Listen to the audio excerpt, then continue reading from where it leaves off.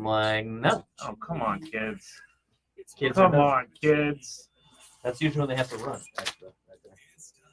Start take a lap. Take a lap. All right. Well, I posted 5 helmets on there, and 2 of them were jacked up. Hey, they never really say anything to me. I know. No, You're they one of don't. them. Sometimes if it's the Craig's super fast. Tell them to get a life.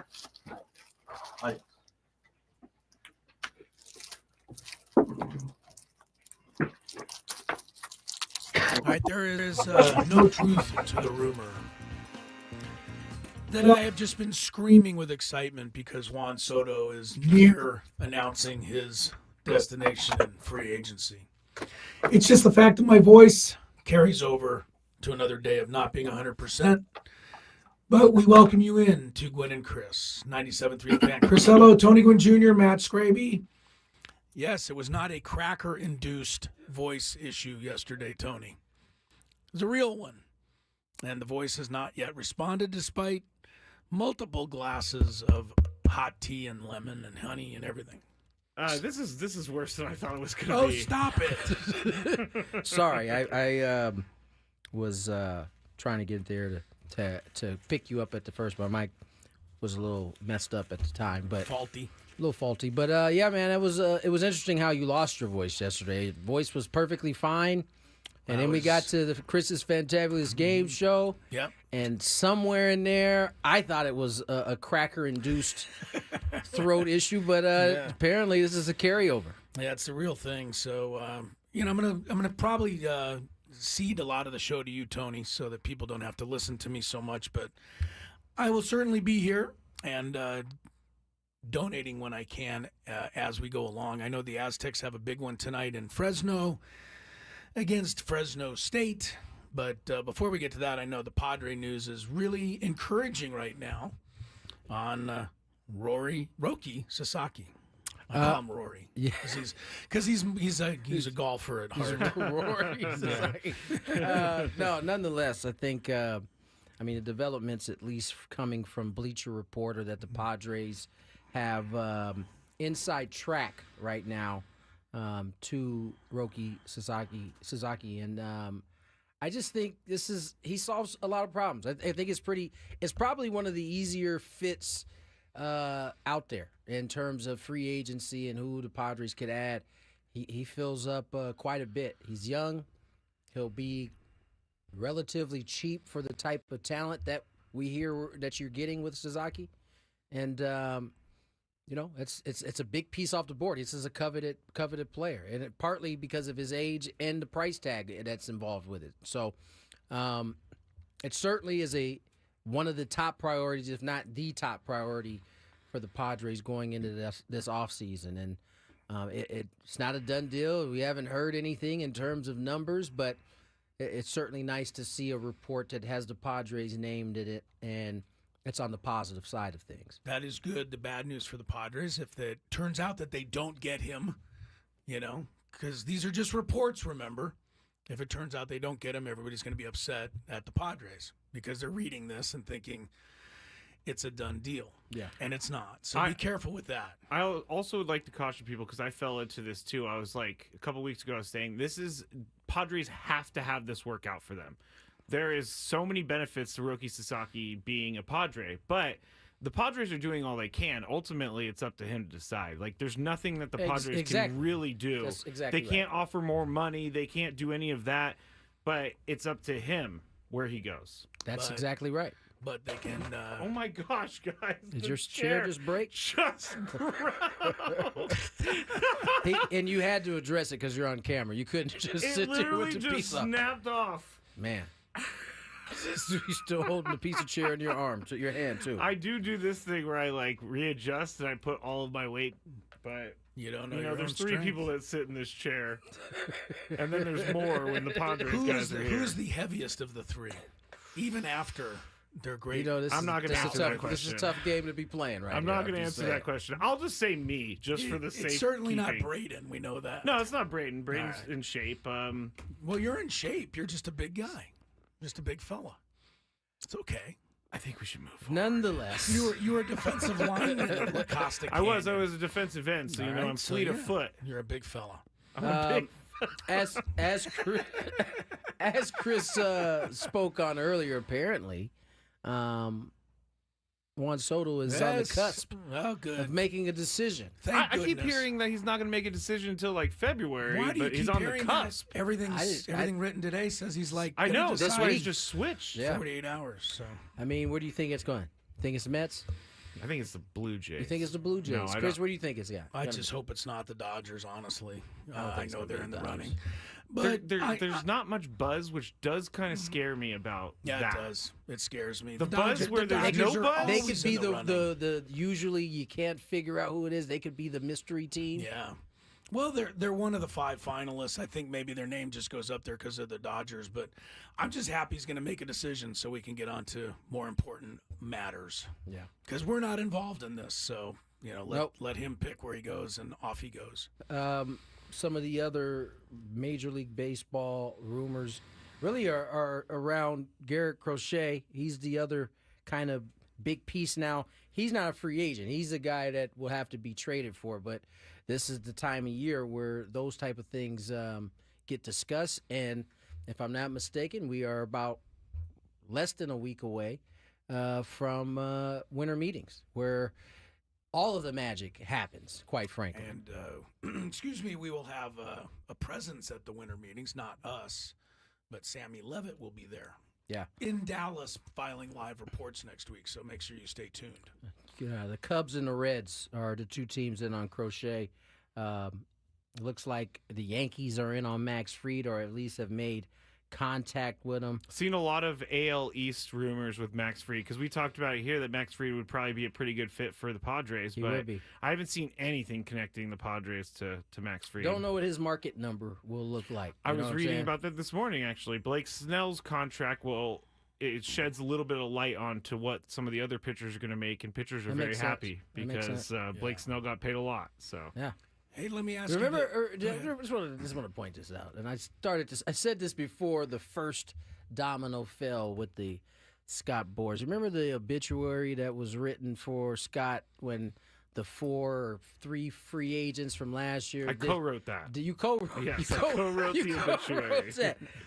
I think you wrote it too early because that's just the first chip to fall of this Scott Boras kind of crew that he has of free agents right now. Alex Bregman, he's going to get paid at some point. He's probably the next big Scott Boras. And the reason why I'd never believed it is because the market can be finicky at times. Last year, you saw it all of a sudden after the year before where there was just seemed like spending. And there was some of that last year too, especially with the top guys. But everywhere else, it just kind of, for whatever reason, the market was sluggish. It doesn't seem like we're in that same type of market, at least to begin this offseason. So We can root against Scott Boras as much as we'd like, but because of the habits of Major League Baseball owners, he's always going to win in the right. end. So stop rooting against him. It's a waste of your time. he's got a direct line Yeah, he does. to those guys' ear. So Yeah. Let me ask you this: would you let's say all the the reports of Sasaki turn out true, and the Padres get him? Would you rather have him, or in another world, would you rather have gotten Blake Snell? I know we can't get Blake Snell now, but I'm just saying if we had all the money to spend, isn't Sasaki a better fit even than Blake Snell would have been, or no? if all things being equal, like Right. money wise, Well, just the Padres were in the business of spending whatever they wanted, and they could have got Blake Snell. But nah, I think do you like, think Sasaki's going to be a better fit, or Blake Snell would have been a better fit, just as a pitcher? I think I like what I know already. Okay. And But what you know is that he's a little inconsistent. He seems to show up in the big moments, though. what I'll say do that. I know about Sasaki? Nothing. There you go. that he dominates over in Japan. Right. I mean, so did Yamamoto. He did. And then he came over, and then was it what you expected based on No, he got injured. the amount of money? No. I even was called out because I made fun of the Dodgers for signing a guy for $300 million, and then he ended up pitching well I mean, against the Padres. ultimately, what Chris is saying is that is a kind of a it's a pie in the sky type deal, right? This isn't get really snow. happening. No, but it's not. but if it were me, I want the commodity that I know. You'd rather have snow. Yeah. Okay. I gotta say, listening to the Blake Snell press conference afterwards, it made me throw up in my mouth a little bit. it was very. Does this have to do with the conscribacies? No, but we'll get into the conspiracy in just a second. I was listening to this thing, and Blake Snell, all he did was just praise how the Dodgers are the best organization. Why wouldn't you want to be here? This is where I want to be. I love this team.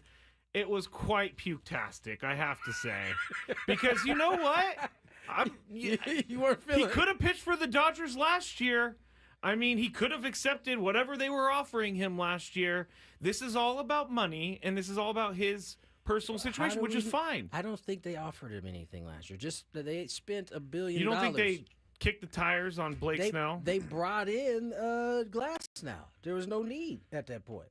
And then they brought in a guy. I don't know if you heard of this guy, but the guy named Shohei Ohtani also came. I think I've heard of him. Okay. Let me read his quote from the press conference. He said, "It was really easy just because me and Haley wanted to live here. It's something we've been talking about for a while. When you look at the team, you look at what they've built, what they're doing. It's just something you want to be a part of. Look at the first 3 hitters in the lineup. It's tough to go against. So to be on the other side, know they're going to be hitting for me. It's pretty exciting." Now that part is not bad. Read me the bad part. And when you look at the team, you look at what they've built, what they're doing. It's just something you want to be a part of. So you over here. you want to be a part of a front. You want to be a front runner. You can look at it that way. I did see a tweet. I did see the tweet that had Blake's face and Kevin Durant's face up there. You know, signing like when he signed the Golden State. Right. A great player joining a championship team. Right. Yeah. So what they've built here, what do you mean? They've just spent more money than anybody else and convinced them to defer? And again, I went over this on the Scravy Show last night. The deferrals are not cheating. It's a loophole, but it's not cheating. And the Dodgers, are any of these guys homegrown? Like, that's what he said. Look what they've built here. You spent more money than any team. Okay, great. You spent a lot of money. You know what? You've built a great team by spending all that money. The homegrown one is not a good. It's not a good. It's not going to help you. It's not a good argument. The Dodgers have developed way more players than the Padres have. I mean, honestly, Will Smith is the one that jumps to mind right now. But over the years, the Dodgers farm system's been far more successful. Fine, I just didn't like just didn't like him schmoozing the Dodgers. It's almost like I know this is a crazy thought. I know. Would you have rather come? Listen, man, I signed here because my wife wanted me to sign. I really didn't want to. No. Want to sign here. I know this is a crazy thought. Okay. But it makes me feel like when he was here in San Diego, he would have much rather been with the Dodgers than the Padres. Why couldn't it be? Because he said it was really easy. Blah, blah, blah, blah, blah. It's something we've been talking about for a while. When you're saying stuff like that, I wonder why it couldn't have been your voice. That's not up to par today. I told you guys it was a crazy thought. It should be your voice. That's Chris's today.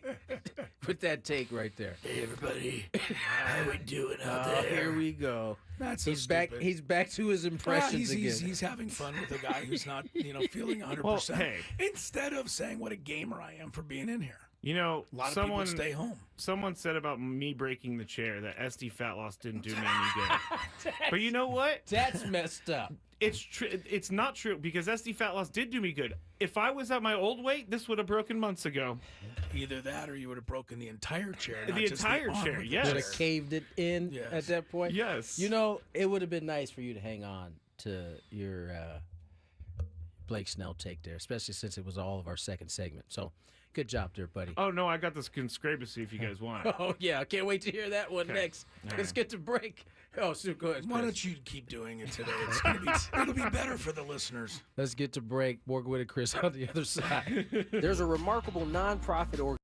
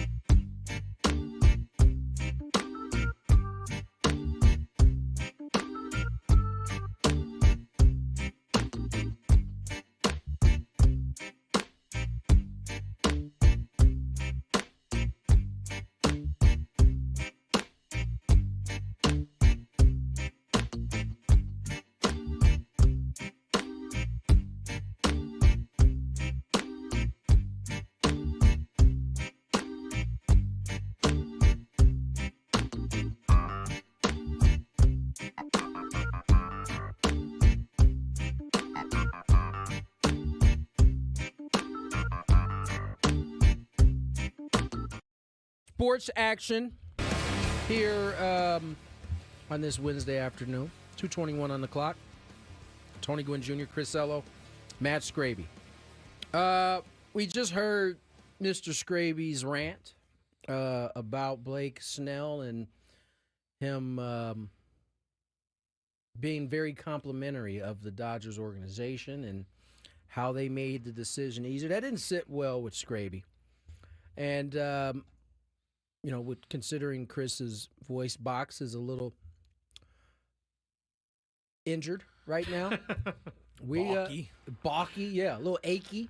Scraby has another, it's not a rant. It's a conscrabacy. A conscrabacy. And what exactly is a conscrabacy? It's a conspiracy that is made up in your head. Not come up by me, but maybe I do make it up or I see it and I co-sign it. Oh, okay. That's interesting.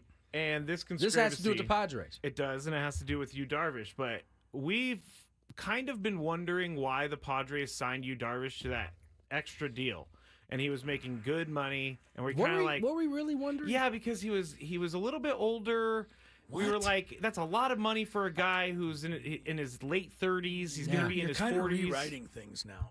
I don't ever remember the Padres thinking twice about signing Darvish. No, I'm not saying the Padres did. I'm saying our reaction, or at least fan Whose reaction. reaction? When you say our, who Yeah, could yours. you? He's saying his. I'm going to say fan reaction. I think there were a lot of people that were questioning that deal because look what happened this year. I know that it was unforeseen They weren't questioning it in the playoffs. I bet you that. but it was unforeseen at the time that he had to miss so much time this year. So I don't There's blame no them way for anybody could have that. known that. Okay. Yeah. But I do think the deal was pretty big. Let me get the deal up. I didn't know we were going to go down this road. Let's get to the conspiracy. Yeah, we don't please. need all that. We get it. People, Okay. people wondered why they signed him. You're saying they 6 signed years, him because- $108 million. The contract is going to end in 2028 when he's 41 years old. Here's the conspiracy.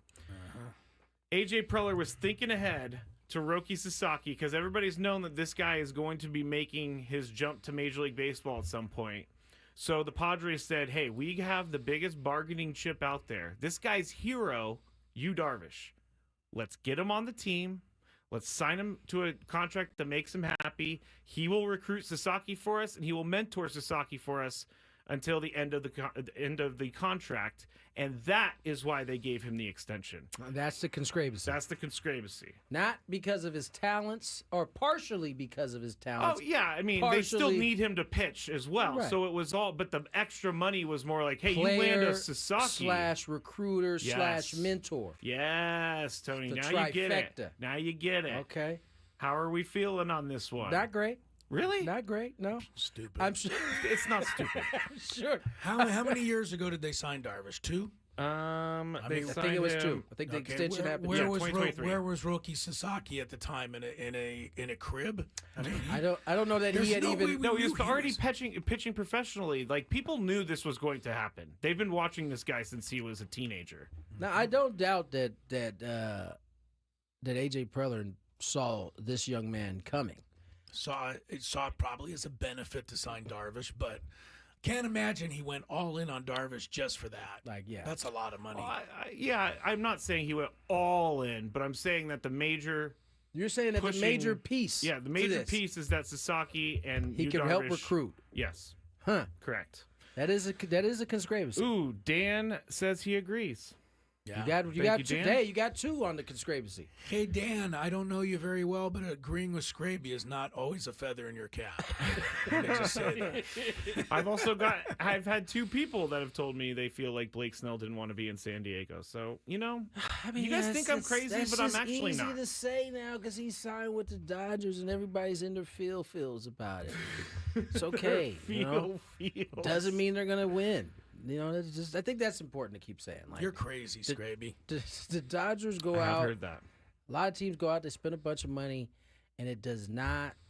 Most of the time, it does not equal winning a In championship. fact, in most of the time, it doesn't equal winning, even for And the players, Dodgers. right? Exactly. They Even for only the- did it one time. The rest of the time, it's blown up on them. Yeah. So Sasaki made his Nippon professional baseball debut in 2021. So that 2 years later, they signed Darvish to the. I think the timeline makes sense. I mean, he came on to the. I think the world, the national world stage, I guess, in that WBC. Oh yeah, yeah. He pitched. Outside of Otani, he was the next arm in line. Because remember, Darvish was pitching out of the bullpen for that series. So it clearly has talent. So It's stupid, Scraby. Sorry.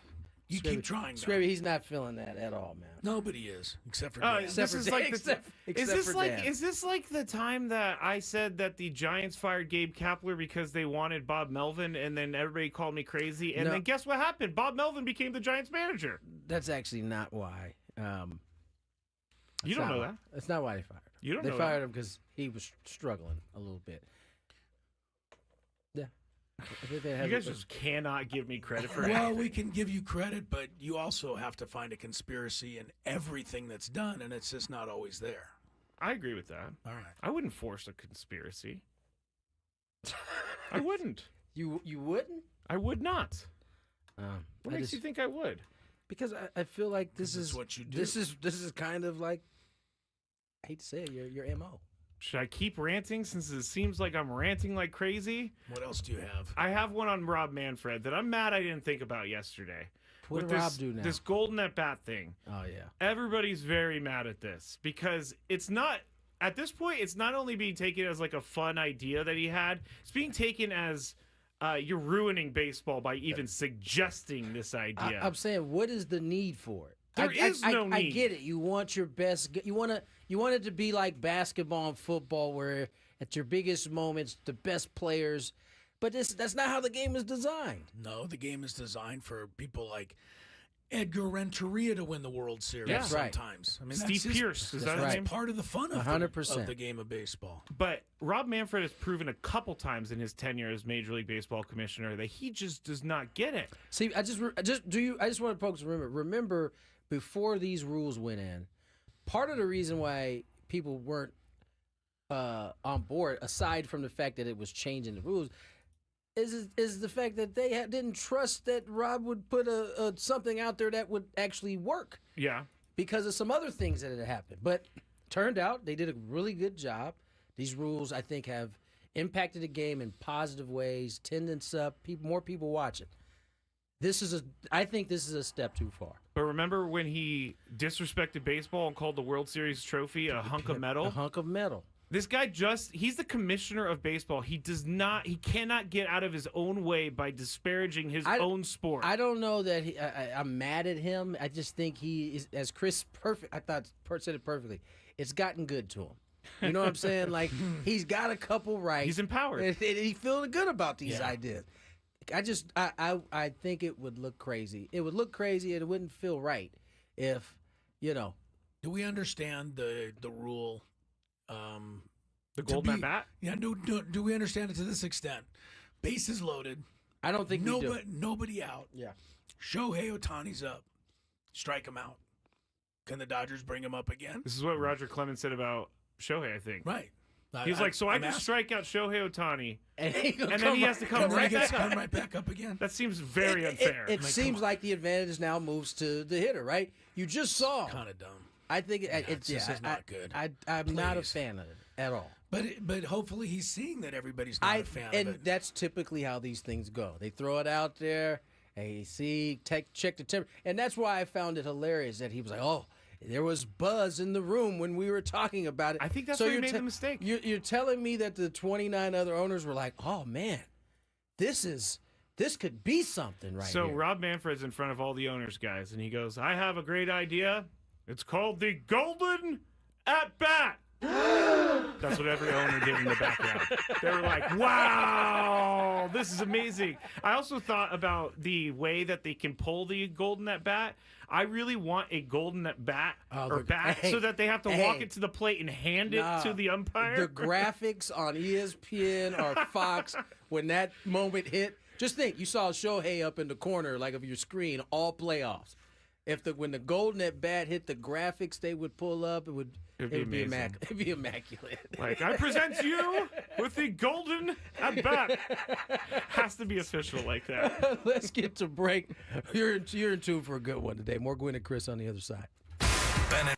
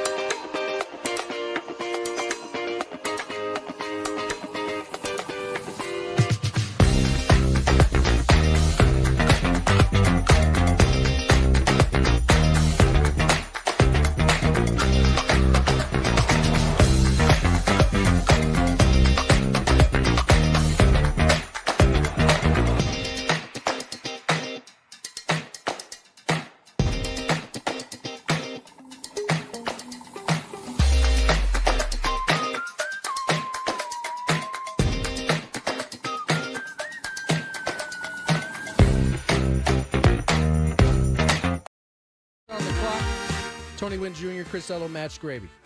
Chris is here. Yep. Little his voice isn't. his voice is a little beat up. Yeah. But we continue to move on. Matt Snyder will join us shortly to talk little Padres, a little free agency. He is certainly on the stop crying train in terms of the Dodgers and what they've been able to pull off. I bet he's not on the golden at bat train. Oh, I'm pretty positive he's not on the golden at bat train. What if he just is like, you know what, guys? I really love this idea. Well, that's fine. It's his opinion. Yeah. It will be just his, too. Yeah. It'll be, but that would be a string of going against the grain of 97.3, the fan Gwynn and Chris, because he's usually on our side on pretty much all of this Yes, stuff. except for I'm Except not gonna for- say. Don't say because people will get mad. Except for the first one that Chris is thinking about. Yeah. Probably he'll probably be back in our lane on the golden bat side. Yeah, I think so. Well, did you guys get a chance to see Hard Knocks last night? The I did. premiere. I saw bits and pieces. I did. Mike Tomlin's a star. He is already. If man. you don't think he's a great coach already, watch this. I mean, he hits the right note every time, Tony. There's no gimmicks Every behind time. him. Was there a scene? I saw this clip So online, good.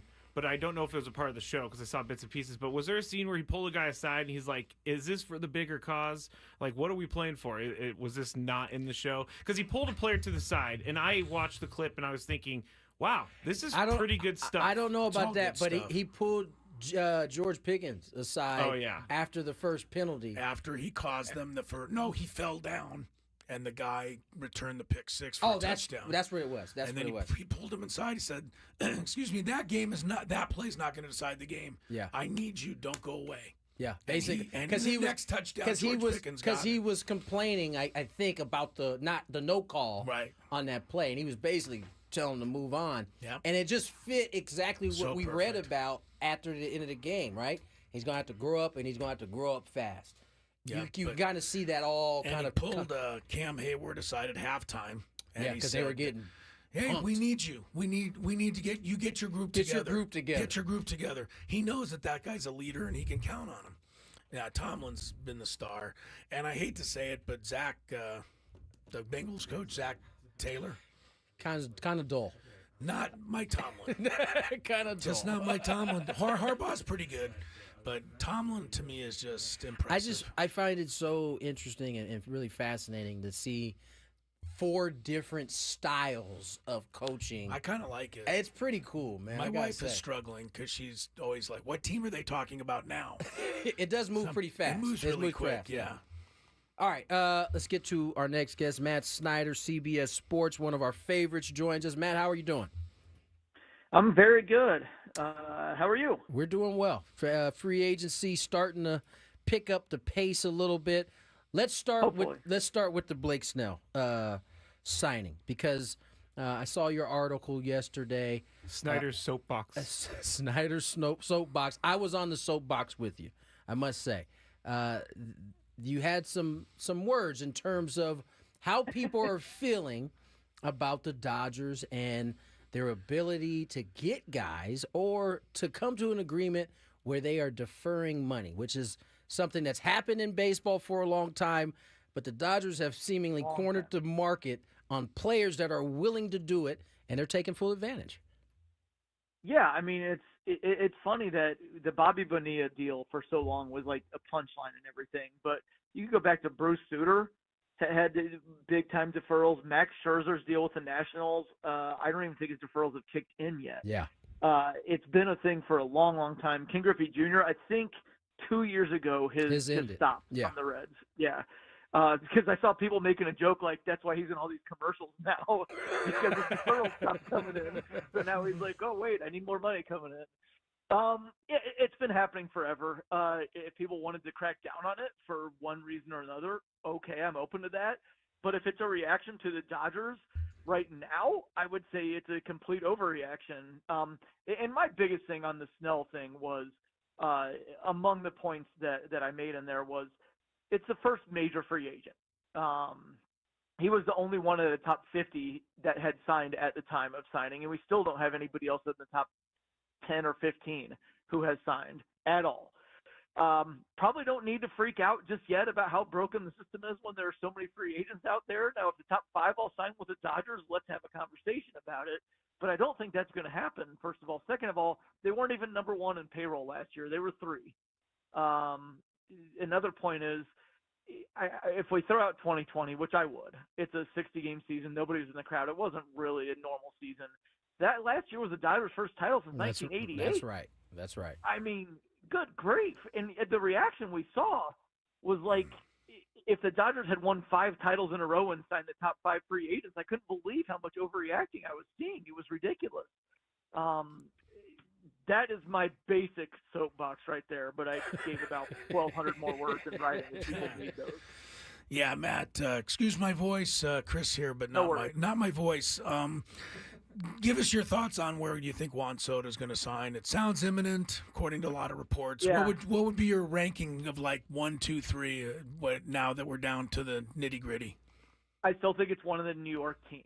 I think the Mets and the Yankees are going to go the hardest for him. I think the Blue Jays are trying, but they will hit a ceiling on the bidding, and he probably doesn't want to go there anyway, given the current situation that they look like they're on the downward trend. I think the Dodgers are in the bidding just so they can continue to drive the prices up, and if he took something low enough to what they were going to offer, then they would gladly accept him and move Mookie Betts to shortstop. I think that it was a smokescreen at the start of the offseason when they said Mookie's moving back to the infield because that leaves an opening in right field, so then they can say that they're trying to sign Juan Soto. Ranking-wise, I'll go 1 Yankees, 2 Mets, and everybody else is distant. I would probably put the Dodgers and Blue Jays 3, 4. I've heard the Red Sox are in there heavily, so maybe they're 5. The Dodgers, I think, are just a fallback. And if, for example, they were kind of in on Bryce Harper a little bit, but it was more like, we're not going to go crazy on him, but if for some reason he would take, 10 and 350, then we'd love to have him. And he went way over that. So, yeah. My sense is that's where they are on Soto. If people are talking about in the 600s and 700 millions, I don't think the Dodgers are in on that. They're just making sure that either the Dodgers or the Mets have to spend that in order to get him. It's a very wise decision if you could. Yankees, Yankees and Mets. It's either way. It's a good gamesmanship if you can afford to play that game. That game exactly. of chicken. It's one of those things where you keep upping your bet. Like in a poker game, you keep upping your bet, expecting other people to stay in. Or I don't know. I don't know where I'm going with that. None of us are poker players.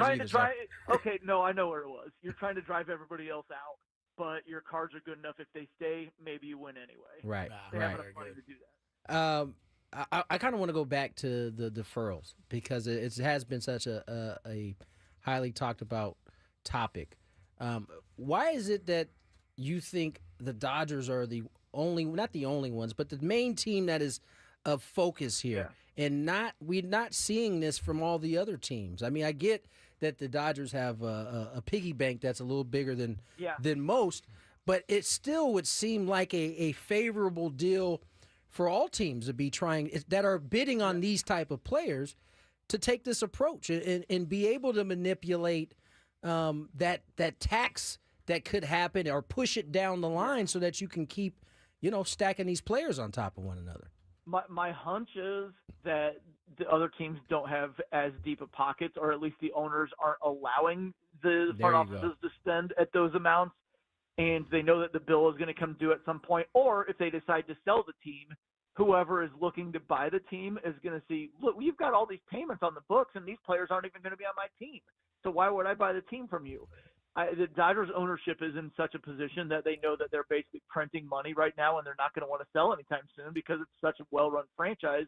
So it doesn't matter, and they don't have to worry about the consequences down the line. I think almost every other owner is worried about those down the line consequences, whether it's them having to pay when the players aren't on their team anymore, or when they, like I said, when they would go to sell the team, whoever's looking to buy it would be saying, why is there $70 million on the books for players not on my team?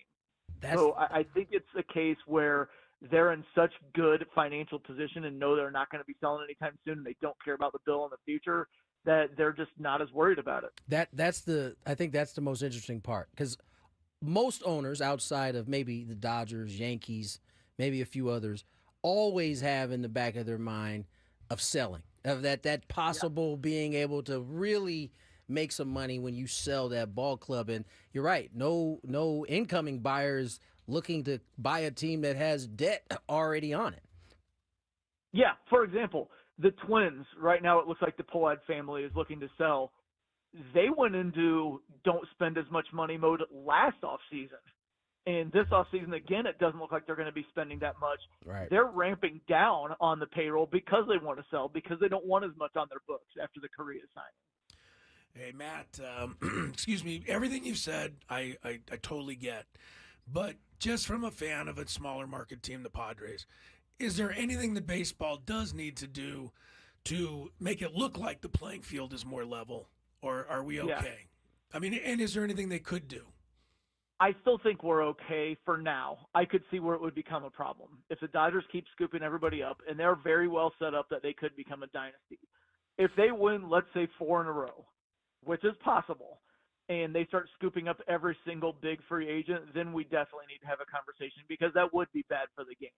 I'm just not ready to go there just yet. I saw an article today that said it would be devastating for baseball if Juan Soto signed with the Dodgers. And again, I was like, come on, man. They weren't that far from losing to the Padres in the NLDS, and they would have been a punchline again for how they can't advance in the playoffs. And if you look at the World Series, the Yankees coughed up game 1, and the Yankees gave them game 5. Yeah. That's not that far from being 3-2 Yankees going back to L.A. So, and again, they're piecing together their rotation in the playoffs to where a bullpen game is one of their starters. By no means are they blowing everybody out the door here. They didn't even win 100 games last year. I do think that they look like they might be better going into next year, but they still have so many questions in the rotation. You still have to have so many things go right. This is not basketball where you can sign a few stars and it can carry a team to a title. And I think that's the biggest thing, especially with not getting to free agency for 6 years, the ability to build teams through a minor league foundation. I think that the Dodgers are just so well run right now in every aspect. They've gotten to the point that they're making so much money. It is a concern, but I'm not ready to jump just yet because, like I said, that was their first actual World Series since 1988. So I'm just not ready to jump yet. But I do understand the concerns. I do understand how it could become a problem, 100%. Just to point out, 16 different World Series winners since 2000.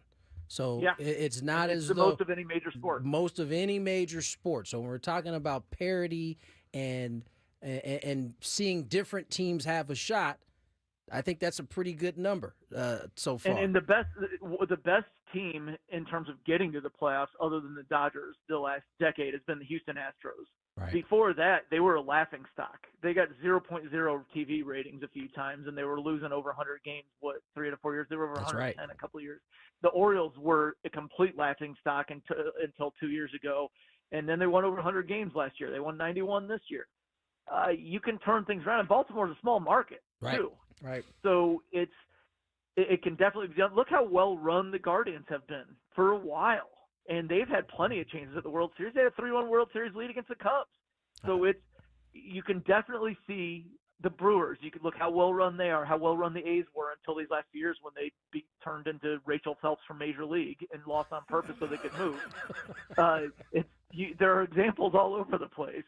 The interesting thing, at least from what we just gone over, is that it seems as though the one common denominator is if you run your organization well, you're going to have a chance to compete. Yes. And if you got money, it's only going to enhance that chance to compete. And that's where I think most people think the issue is, because the Dodgers have a lot bigger margin of error there. They could sign somebody, Trevor Bauer. They could sign the Trevor Bauer deal and have that collapse on them, and it doesn't matter. They'll just go out and sign Blake Snell a few years later. So that's where the argument would be. But I would say that you have that argument in every single sport. In college sports, the biggest programs have a larger margin of error. If Alabama loses their starting quarterback, they've got a 5-star recruit right behind them. Every single sport has an uneven playing field in some fashion.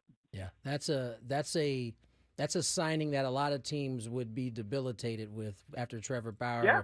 And you almost just forgot about it with the Dodgers because they were able just to bring someone in a few years later. I got to ask you before you get going about the Golden Bat rule.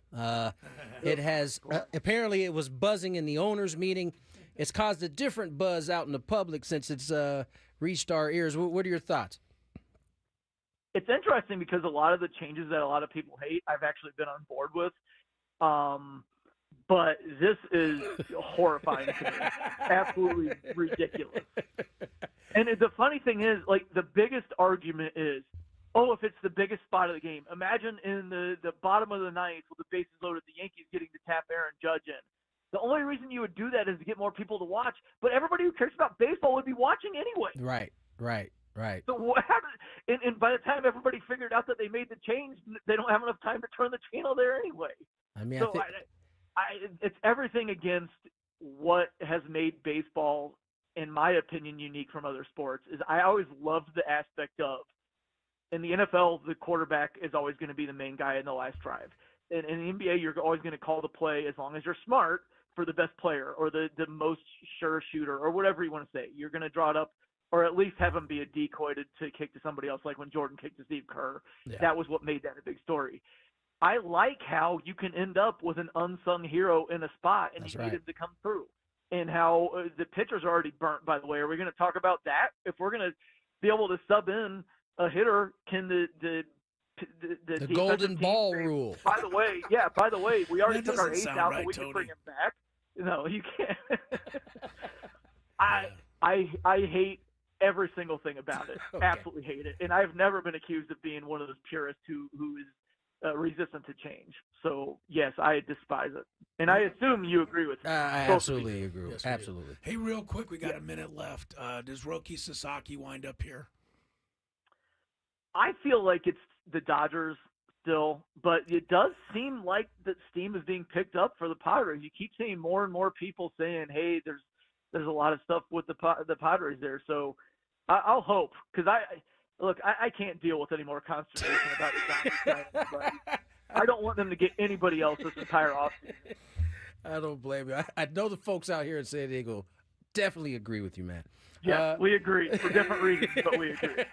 Nonetheless, as always, enjoy having you on the show, man. We'll catch up again soon. All right, take care. Matt Snyder, CBS Sports, and yes, he hates the Golden Bat rule too. Yeah, he had a couple of good points about it that we didn't bring up. No. How stupid it is. But did you really say the golden ball rule, Tony? Yeah. Okay. Is that inappropriate? That's not inappropriate. It's just kind of interesting. I think a golden ball would be very weird. Yeah. And now we have to present the golden ball. I don't know why in my head it's always some grand event. It's like going to Excalibur. You over there just going. Someone on a horse comes in, delivers it. All right, let's get to break. Daily Gambit for our gamblers. Coming up next, more Gwynn and Chris.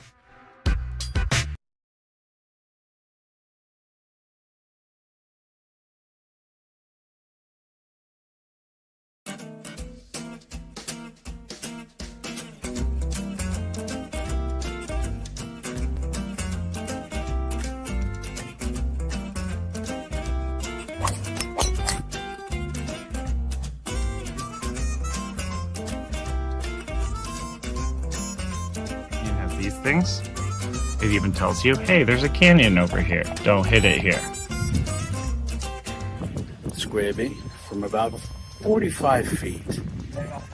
His caddy tells him to play it a little to the right. He's been playing well so far today. Fourth hole. Nice smooth delivery. Hit it too hard.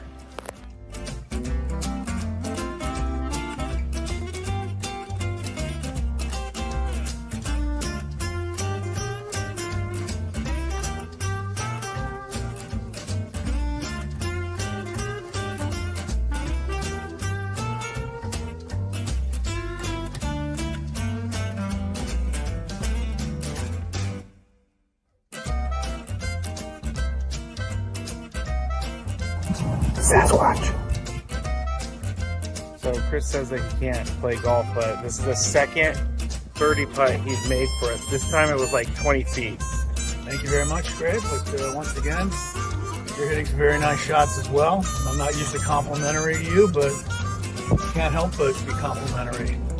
Your shot making today. With my what? Your shot making. You hit some.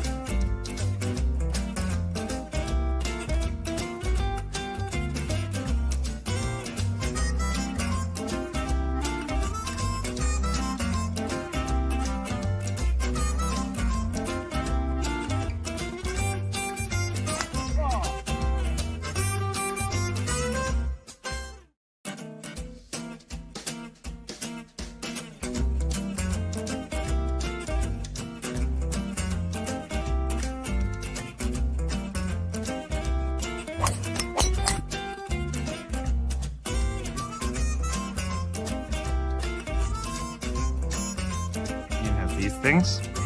It even tells you, hey, there's a canyon over here. Don't hit it here. Scraby from about 45 feet. His caddy tells him to play it a little to the right. He's been playing well so far today. Fourth hole. Nice smooth delivery. Hit it too hard.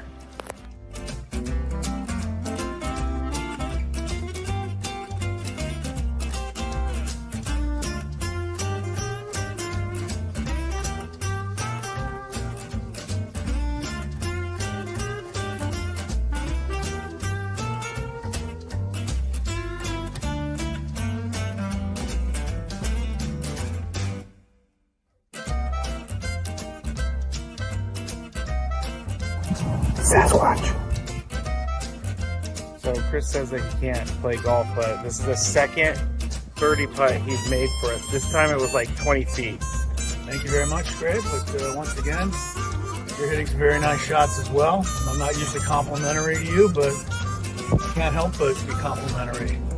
Your shot making today. With my what? Your shot making. You hit some.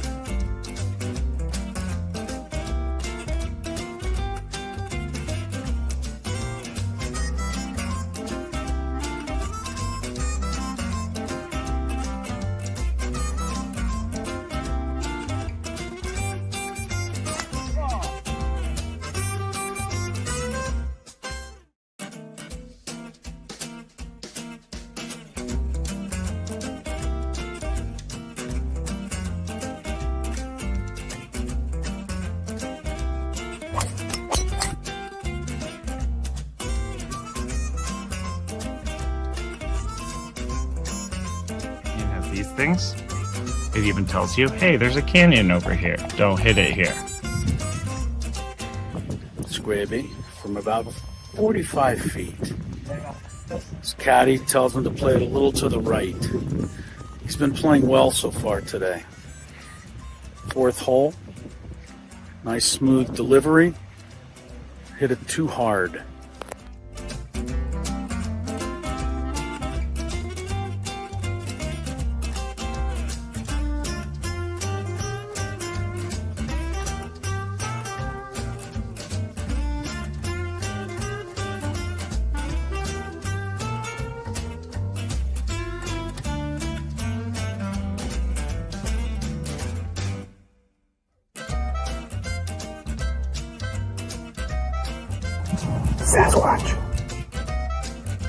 So Chris says that he can't play golf, but this is the second birdie putt he's made for us. This time it was like 20 feet. Thank you very much, Greg. But once again, you're hitting some very nice shots as well. Welcome back in. Gwynn and Chris, 3:01 on the clock. Tony Gwynn Jr., Chris Ello, Matt Scraby. For now, we have a daily gambit coming your way for all our gamblers out there. Make sure you gamble safely and make sure You don't listen to our picks. that part too. My Lakers are back. Since you guys say I don't bring up my Lakers when they lose, It's true. they're back in action tonight. Well, So they haven't lost yet. I was going to say, you're So, bringing it up before you know results. I'm bringing them up right now before The true test. Oh, you're not here the next couple. I was gonna say the true test is if Tomorrow, they lose, will yeah. he bring them up? What is their situation now? 12-9. Yeah. Still a game and a half into the playoffs, but the West is very tight, though, Tony. They're only 4 games. The West is always tight, Yeah. man. The West is good. What are the Spurs doing there at 11-10? My goodness. Wemby. They got the alien. I guess. I didn't know they were doing that well. They got your favorite point guard. Of course, they're doing better CP. everywhere he goes. And I saw, wasn't it your guy? Yeah, D'Angelo Russell. Body slammed him to the floor. Little shoulder check. Yeah. Sometimes you got to show him. Sometimes you See, got to how pop old is out Chris and Paul show now? him. He's gotta be He's like. up there. He is such an instigator, Chris Paul. I mean, He is a he just is. terrorizer. Yeah. Oh, he's born 19 days before me, so he's coming up on 40 in May. Huh. Still going strong. Still going strong. Straight out of Wake Forest. All right, let's get to some of our bets today. Do you like money? I think about money a lot. Do you like money without doing anything? Winning. Do you want to make money while watching sports? I think Washington is immortal luck. Washington! Woohoo! If you answered yes, this is your segment. Just don't blame us when you lose. Nothing is ever your fault. It's your game. Take it. Gwynn and Chris go through the top bets of the day in The Daily Gambit on 97.3 The Fan. Daily Gambit is our daily sports betting segment here on Gwynn and Chris. Please, everybody, gamble responsibly. Real quick, I want to bring up this story that I saw earlier, and it was about someone who was giving bad betting advice, and they have been found out. Is that us? No, it's not us. No, this person was getting people, they acted as like a betting expert, and they were getting people to pay them to give them information, and the people were thinking they were getting information that was inside information, like this guy's sick, or this referee is bad, or he calls this, and so people gave him a lot of money, found out that the money was not going anywhere other than to his own pockets, and then also all of the things that he told were lies. So I say all that to say, be careful with what you spend your money on. Do not think that you're getting ahead because you know if a referee is like sick. It's not, you don't know. Can I ask you guys a question? This is for both of you guys. What in your mind classifies a guy as a insider or an analyst that you would believe and pay money to? Like, what kind of information would you have to know to be like, oh, okay, yeah, I think what his information is accurate. Exactly. There's no way there's anything, because if anybody really knew, then they're not supposed to be they'd go giving right you to this. There's nobody knows. So, Yeah, you know, that's true. I feel You're sorry stupid for to some. pay for extra I feel information. sorry for some of these people. And this has also been going on from, I believe it was 2006 through 2020. So it was 14 years before sports betting became big here. So this has been a thing for people for a while. But just be careful, people. Just know that there's scams everywhere out there. Man, it's cold. All right. USD played Arizona State last night. Arizona State 20.5-point favorite in the game. All of us chose Arizona State. All of us are correct. Unfortunately, USD went down 90-53. 47 points. UCLA minus 12 over Washington. We all picked Washington. 37. Your math skills are really poor. What did he say? Oh. 27? Oh, He no, I said said 47. 47. Oh, yeah, no. That would be a 4-3. No, yeah. Okay, you're right. Chris was doing hand signals. I I'm was like, what? confused, in the too. I heck? was like, oh. No, it's a good call. UCLA minus 12 over Washington. All of us picked Washington. UCLA won, but they only won by 11 points, 69-58. We still win the bet there.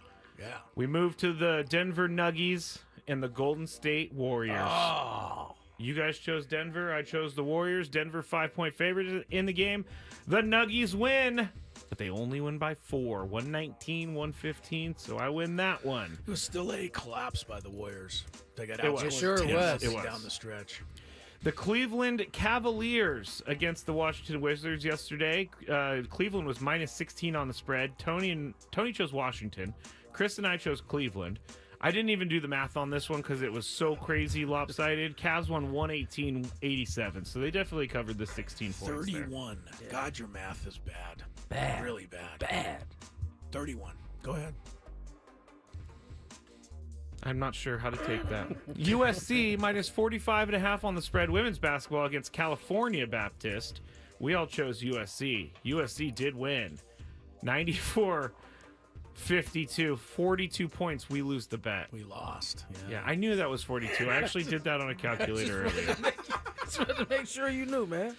Finally, SGA, Shane Gilgeous-Alexander. Who scored more points, him or Giannis? And Chris and Tony chose Giannis. I chose SGA. The freak. SGA had 26 points. Giannis had 28 points. So you guys win that one. Winner. All right, here we go. I'm going to talk for Chris here. But the San Diego State Aztecs are playing tonight against Fresno State. San Diego State favored by 14.5 points. Chris. Well, I have to go with the Aztecs. I know that Fresno State is an up-tempo team. Very up-tempo. So there's going to be a lot of possessions. Means the Aztecs can win comfortably. All right, Tony. Aztecas. I believe in this team, Aztecs. All right, let's go to the next one, which is UConn, and is it Baylor? Yeah. Okay, UConn minus 3.5. Tony.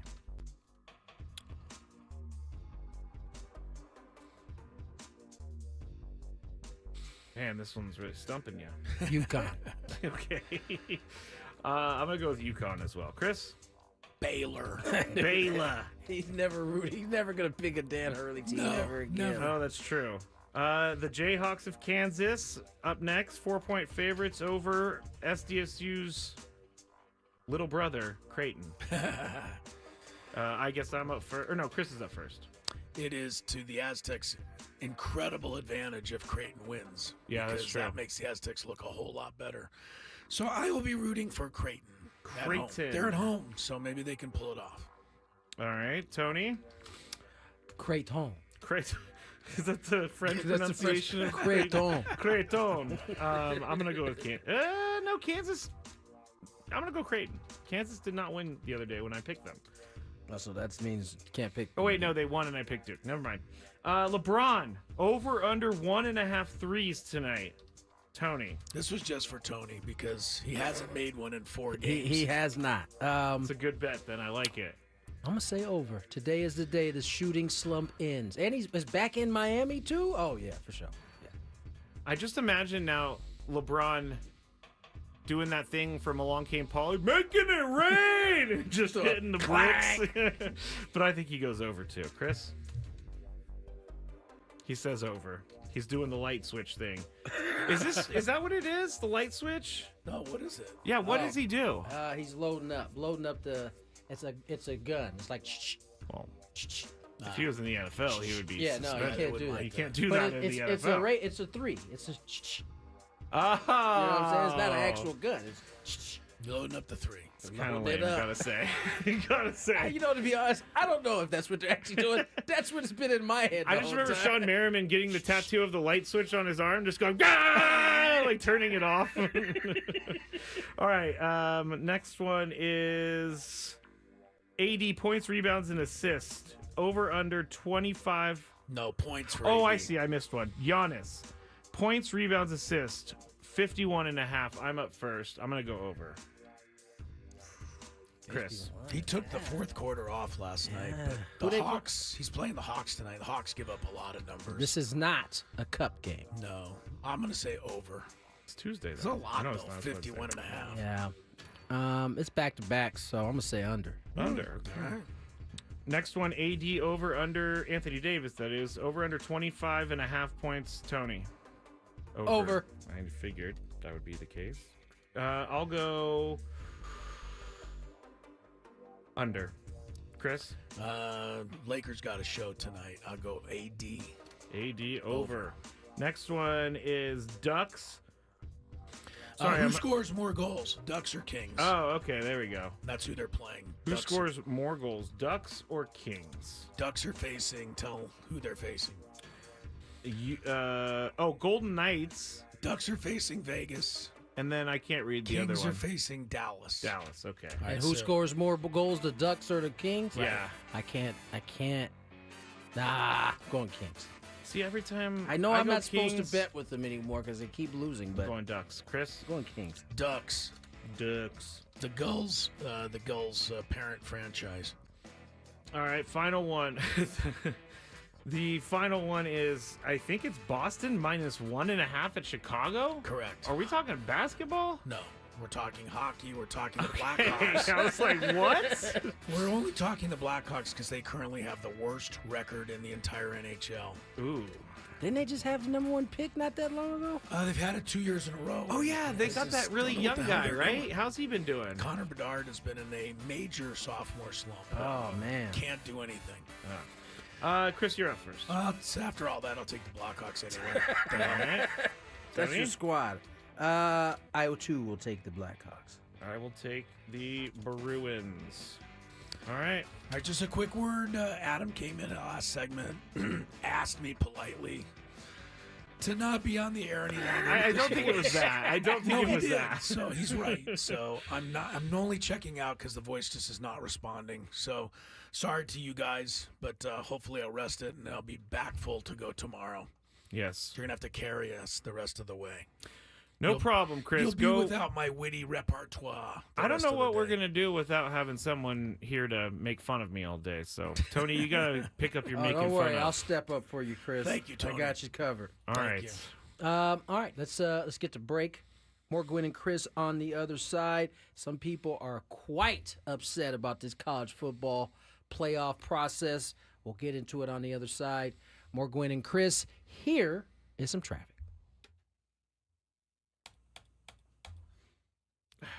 Gosh, we're still on the air. Everybody, don't say anything. It's stuck. It's stuck. You guys are just leaving me hanging here. Oh, wait. Okay. Odd sounds and stinky smells coming from your heating system? It's time for some Mozzie Love. Annual heating and maintenance check.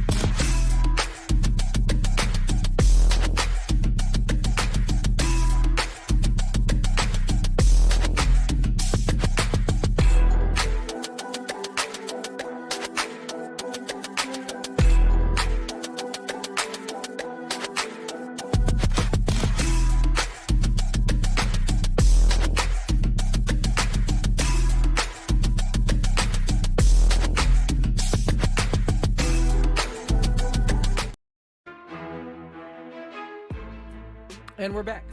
Tony Gwynn Jr., Matt Scraby.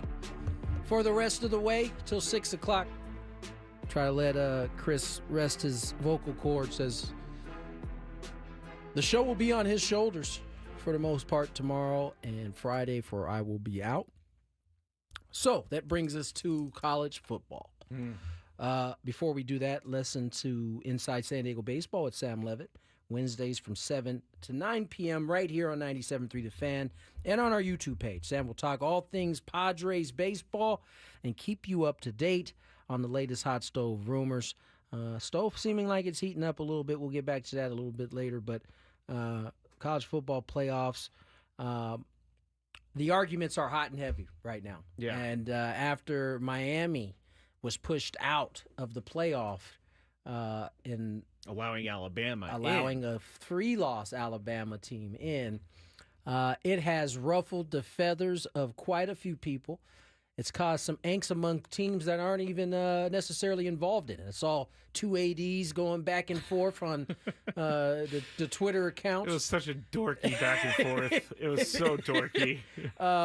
But, this is what Chris has really been talking about for maybe the last couple of weeks. Really since it started. Yes, we have moved to 12 teams, but just like it was when there was 2, just like it was when there was 4, the team that's on the outside looking in will always have a complaint, and a case in this particular spot, and the argument can look golden depending on where you're viewing it from. It's very strange how Alabama is the only team in the top 11 that have 3 losses, and I think it's pretty simple. Like they aren't thinking about what the people want. They're thinking about what they want for the TV broadcast. They don't give a damn about what the people want. I know, but they need to, because this stuff is based on someone's decision. I don't know the right way to do this, but Miami should not be out. I think that's part of the issue, right? Is there isn't enough transparency to how you're going to allow teams in. Right? Why does this 3-loss team get in versus this 2-loss team? Schedules, I think, is strength of schedule. I don't think is subjective. I think that's black and white. Eye test is subjective, and we've heard that panel use that quite often. Right? What is the eye test to you? It might mean something to me. It might mean something. Totally.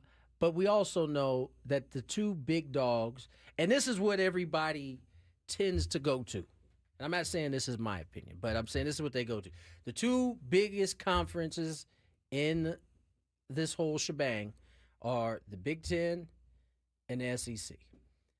As of right now, I believe they have the most teams in on each side, right? I mean, I think it's 3 for the SEC if the playoff were to start today. You have 3 from the SEC. For the Big Ten, Indiana, Penn State, Ohio State. Is that it? Is there another one? I need to look at the bracket just because. But the default argument is that the SEC will get the nod because they're one of they're the big dog conference. Let's see. Tennessee is SEC. Penn State. Ohio State. SMU. They're ACC. Yeah. Notre Dame is what? Independent. Yeah, so it's Ohio State, Penn State, and Indiana from so those 3. But remember when they were talking about this whole thing in the beginning, and the SEC was, I think his name's Greg Sankey, the commissioner. I should not know the commissioner's name. That's but how much we've been talking about this kind of stuff. Greg over the last Sankey said, "Well, we're going to have to negotiate something where the top 4 spots to go to Big Ten and SEC teams."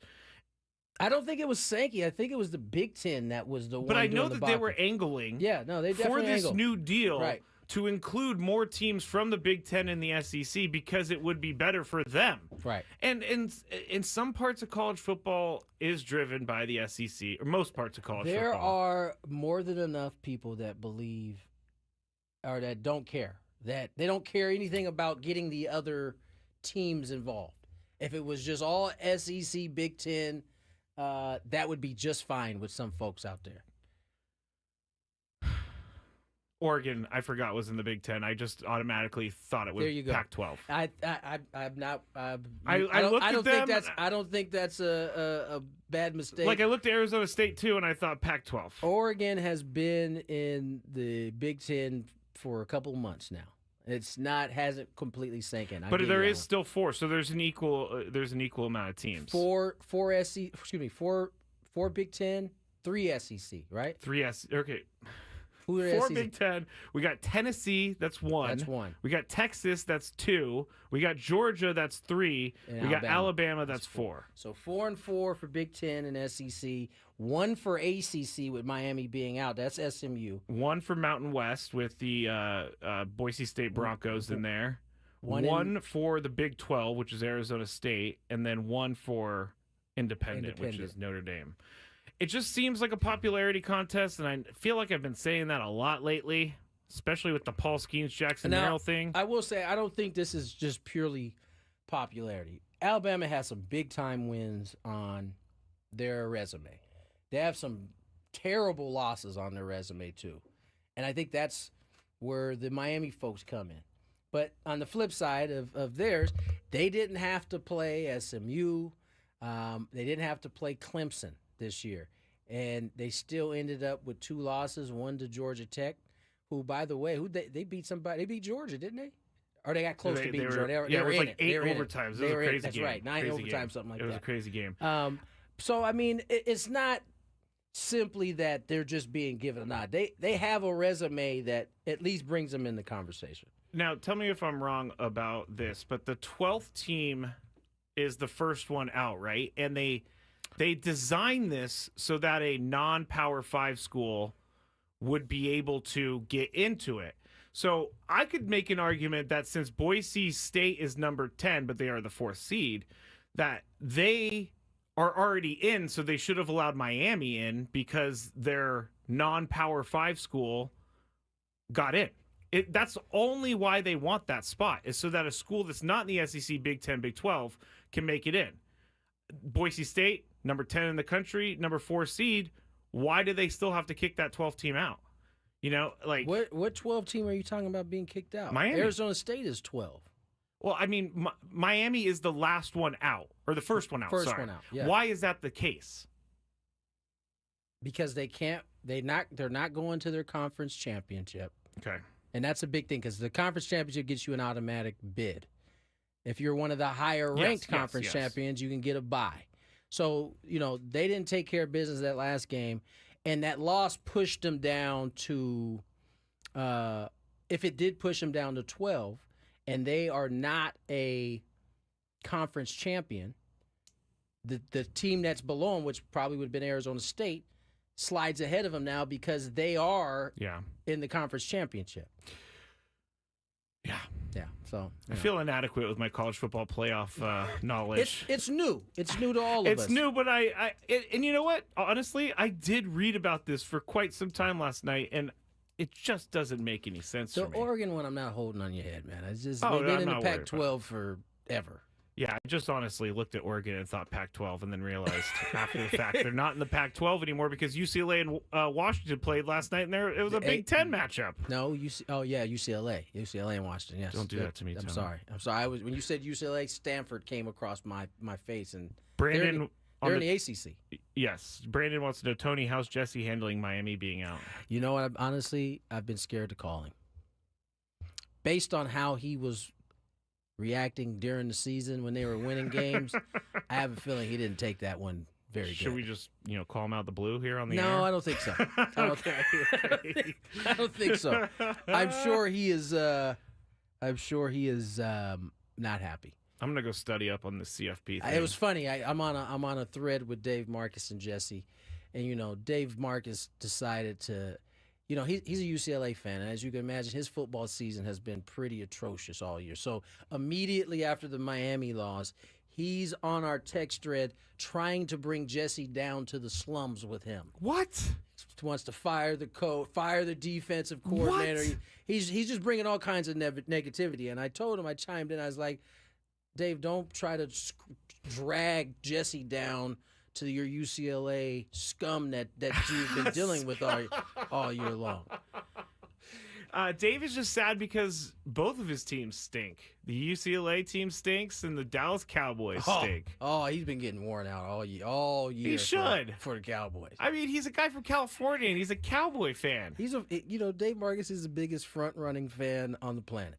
Only good teams. He likes Manchester United. I mean, now they're not that great right now, but they're he's probably a Liverpool name guy brand. now. He probably is. Who knows? He's just whoever is the number one at the moment. He's the biggest front runner on the planet. All right, let's get to break on the other side. What do we got? Oh, we got a sports court, which is a bummer only because Chris one isn't here. judge. No, we got 2 judges. I'll play the other I guess judge. you can play the other judge. But we got some really, really good ones. Can't wait. I am very pumped about these. My gavel, my wig. We'll go get that. Up next, sports court. Ben and Wood.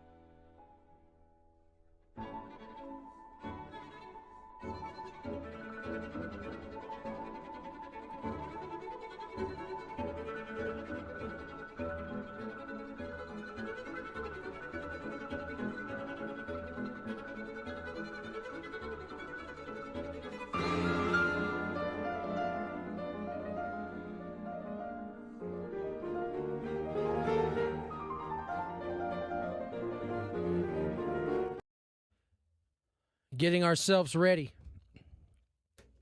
for court. Sports court, that is, 3:36 on the clock.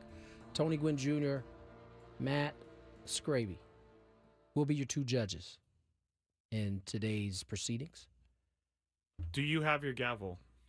No, I don't. Where is the gavel? I saw it. Oh, it's right here. Oh, here it is. It's right here. It's mine now. No. Order! No. You're, I look amazing in this outfit, by the way. You look like you fit right in. If you haven't seen us in these get-ups, you need to go to YouTube when you can and search 97.3 The Fan. You'll see it. You can also go to the hour 41-minute mark if you watch it later. So you'll see us in our wigs. Boom. All right. Let's do this. Let's get to some court. From the 97.3 The Fan Traffic Center, here's Kelly Danick. Traffic is sponsored by Scratchers from the California Lottery. Give the gift of play this holiday. Just a couple problems here, guys. We're getting reports of a collision on southbound 5 right before the 8. No details as to whether that's blocking lanes. Cordell and Cordell traffic cam shows stalled car south 805 before Telegraph Cannon Road. That is in the HOV lane. If you're looking for the perfect gift, give Scratchers from the California Lottery. With so many to choose from, you're sure to find the right gift for anyone on your list. You have the gift of Scratchers from the California Lottery. A little play can make your day. I'm Kelly Danick with Gwynn and Chris, San Diego's #1 sports station, 97.3 The Fan. Do you have a sports issue, San Diego? Do you need a third party to make a decision? The guys have put on their robes and picked up their gavels. All rise. Here comes the judge. Gwynn and Chris Sports Court starts now on 97.3 The Fan. I'm being likened to Benjamin Franklin on You the do chat got a little right Ben now. Frank look to Is you. it the round face? I think it's the round face and the round spectacles. You know that Benjamin Franklin smelled really bad, right? Well, none of us smelled him, so we don't know. I've heard. I've You've heard read stories that he smelled really bad. There might have been more than a couple people smelling bad at that time. Oh yeah, back then there was no like indoor plumbing for the most part. Probably was a little tinge to everybody.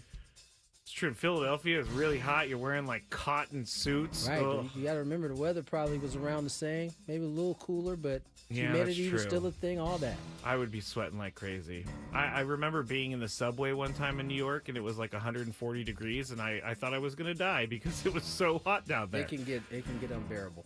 If you love Mediterranean food, try Spiro's for authentic Mediterranean cuisine in Coronado or La Jolla. For dining or takeout options, visit spiroscuisine.com. And before we get into it, I would like to say thank you, Nate, once again for our great get-ups. It's making the entire segment. Yeah, shout out to Nate, man. Thank you, brother. Nate's doing well. If you guys have any thoughts on these on the chat, please let us know.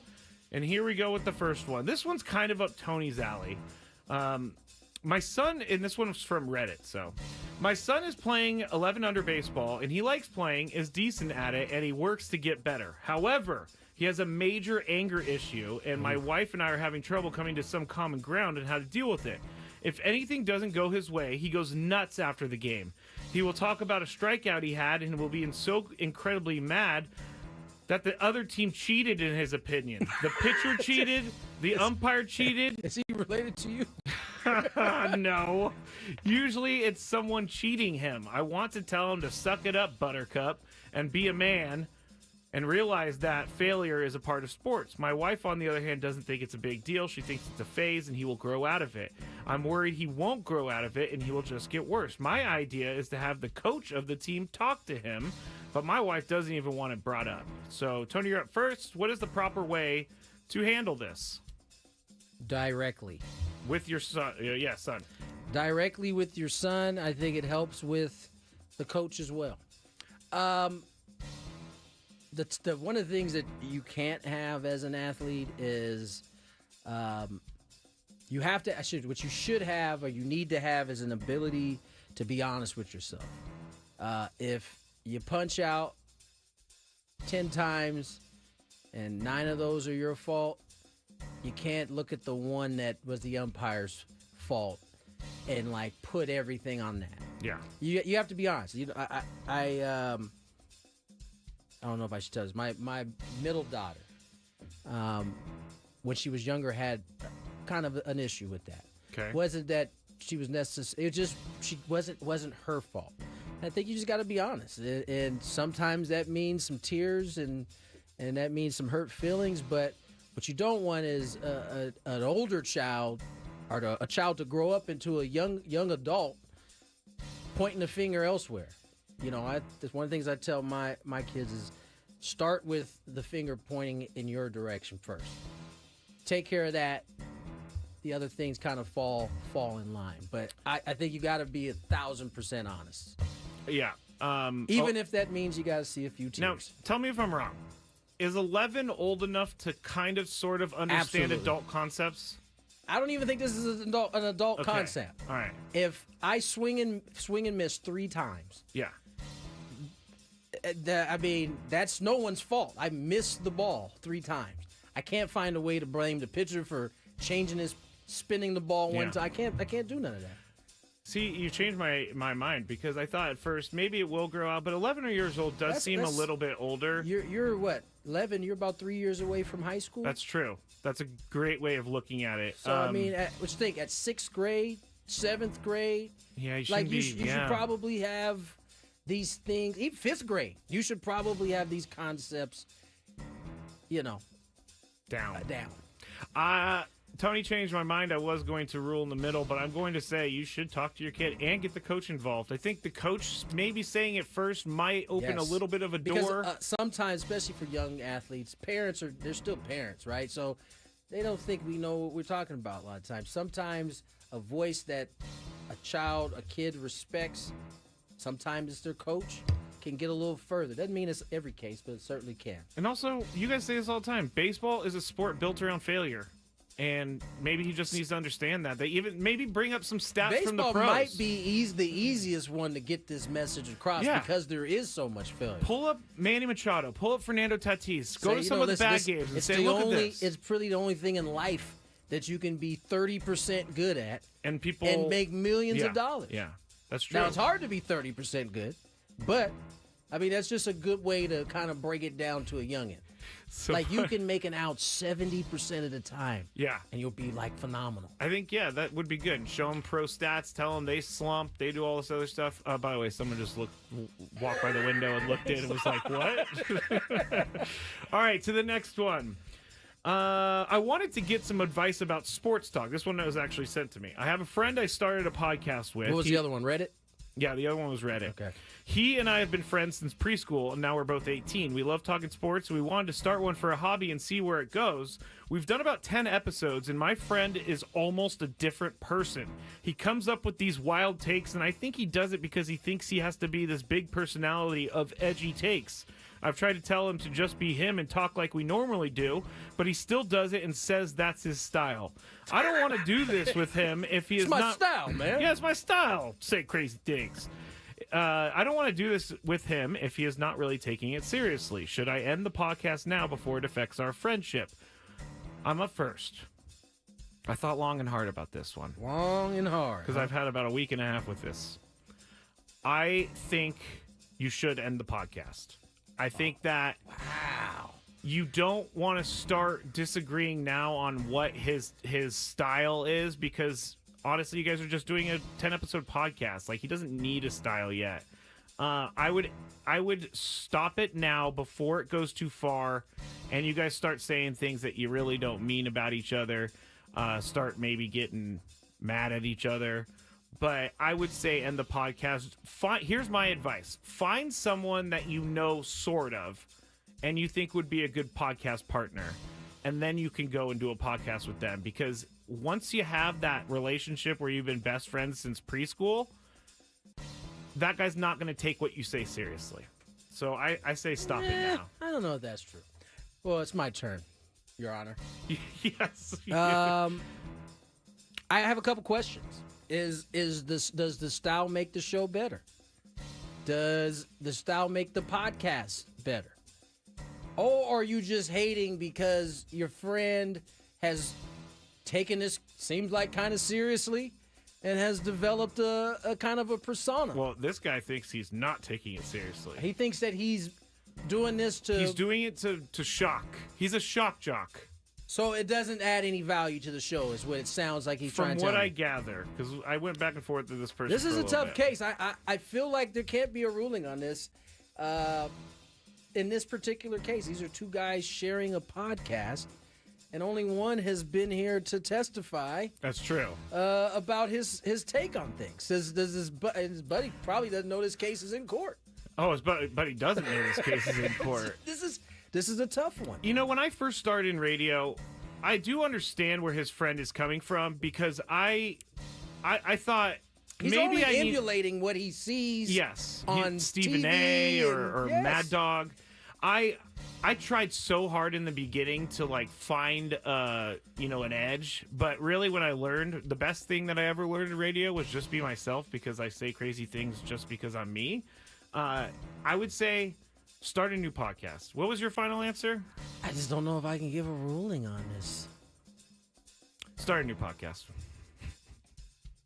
You know, so that this court doesn't go cattywampus the plaintiff's way. I think I'm gonna have to rule against that. So it's a push. It's a push. All right. Well, it's a push. You guys are gonna have to talk. You guys are gonna have to talk this out. You got to talk this out. If you guys have been friends since when? Preschool. This is a no-brainer. I mean, you made it. I wonder how old these two gentlemen are. 18. Okay. I'm about to say, if you guys have been 40 no, they're not 45 and doing a podcast together, which there's nothing wrong with, but yeah, no, I'm thinking preschool, man, y'all should be able to figure this out. Y'all should be able to figure this out. So I will rule the opposite of Scraby on this. Keep the podcast. All right. This one. I started dating this girl. Tony, get ready for this one. Oh, my Lord. I started dating this girl 4 months ago, and I am really excited about it. We get along very well, but she does this one thing I don't know I can ever get used to. And it's so out there, I don't know if this should be a red flag. A, she didn't know which side of her car fills up the gas tank. B, she didn't know because she says every pump is made to serve both sides. And while she is right, most pumps will reach to the other side. I don't know I that find that's true. this slightly disturbing. I don't know that that's true. I have never known anyone to use this method outside of necessity. She does not care which side she parks on because this is just how she does it. In fact, she thinks people who don't use this method are stupid. It's getting in my head. Is this a red flag, Tony? Couple things. I know that all gas stations cannot reach every vehicle on the opposite side. I know all Costco's can. All Costco gas stations can. Yeah, because they don't want to jockey with everybody. They got the There's a line there. Right? There we go. Just keep it here. Yeah. That being said, I don't know if this should be a deal breaker. This seems a little silly. I will say this. Maybe a couple years ago, I already knew what side the tank was on just from getting out the car. Did you learn what the arrow meant? I learned what the arrow meant, dog. I did not know that. If anybody doesn't know, look at your fuel tank. There should be an arrow to which side of the car. And I had no idea Your until opening is. my uncle told me about it. Wow. I think I was driving a car that wasn't mine. I was, hey man, what side's the gas tank on? Before I got to the gas station. He said, look at the arrow, man. I was like, what arrow? On the board, right next to the symbol. You're like, oh my gosh. 2 years ago, it all was an epiphany to me. I was like, this is amazing. I guess I didn't have to get out the car to see which side it was on after all. Do you think that Chris knows this trick?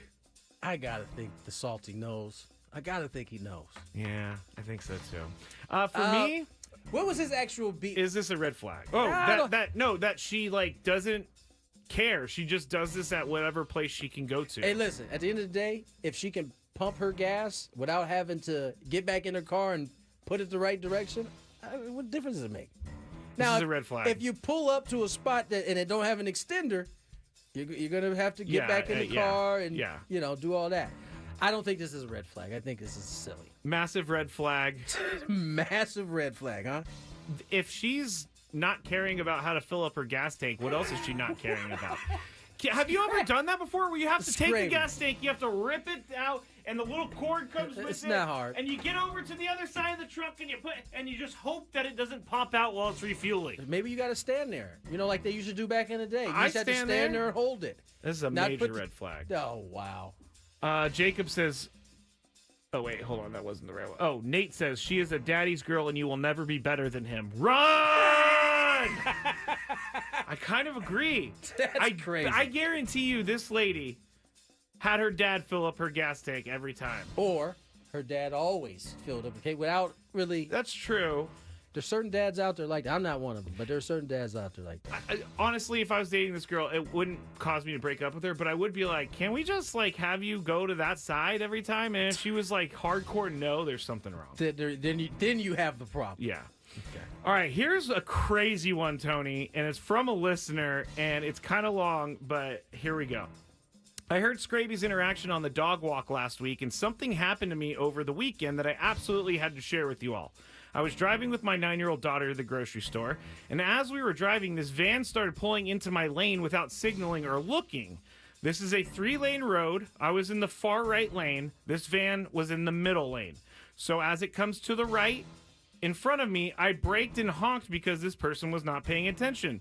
They swerved back to the middle, and as I passed them, they were screaming Mad at me from the car. Yes, I've seen this before. I was unnerved, so even though the next parking lot wasn't the one I wanted to go to... Wait. Did you say the person said they were unnerved? Unnerved.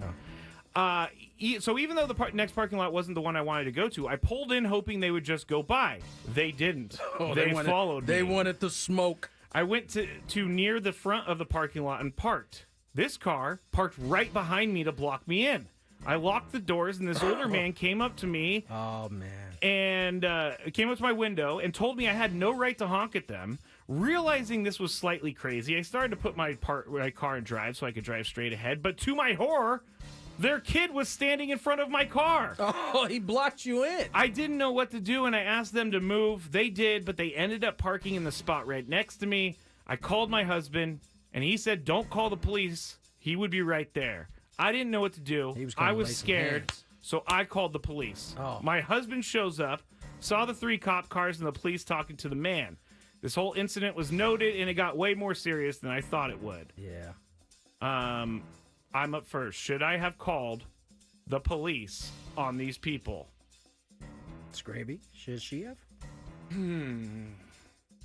The fact that the guy parked there next to you, instead of just going away after making his point, you have no idea what this guy's going to do. 2024. He's already crazy enough to follow you into a parking lot, have his kids stand in front of your car. You should have called the police. This is a police incident. But I understand it did get a little bit crazier than we all thought it would. Tony, should she have called the police? Because her husband seems like he wasn't very excited about the police being called. I'm not I think you should absolutely have to call the police if you're going to call the police. Considering that this is a woman by herself and it's a man in a van raging, I don't know that I have a problem with her calling the police. Yeah. As long as, she was honest about what happened. She might have, if she doesn't call the police, let's say that no guns or anything are involved. Oh, yeah. Let's say she doesn't call the police and her husband shows up and he escalates the situation by showing up. Like, it could have got worse. Like if he starts yelling at the guy, hey, what are you talking to my wife for? It could turn physical, right? Yeah. By the way, just a reminder, the horn is meant for just that. For emergency situations, to alert someone. Hey, pay attention, because the alternative is somebody's behind you getting out of their car and having a conversation. Don't be offended by the horn. Honk. Yeah. I mean, would you rather crash or would you rather be honked at? I'd rather be honked at than given the bird, than to be cussed out, than to be ran into. Yeah, I agree. This story, when I read it, was crazy. I guess nothing really happened, but you're okay for calling the police. You cannot predict what people are going to do in 2024. I've heard and read some crazy things. All right, good sports court. When we get back, Tony versus the fans on 97.3 The Fan.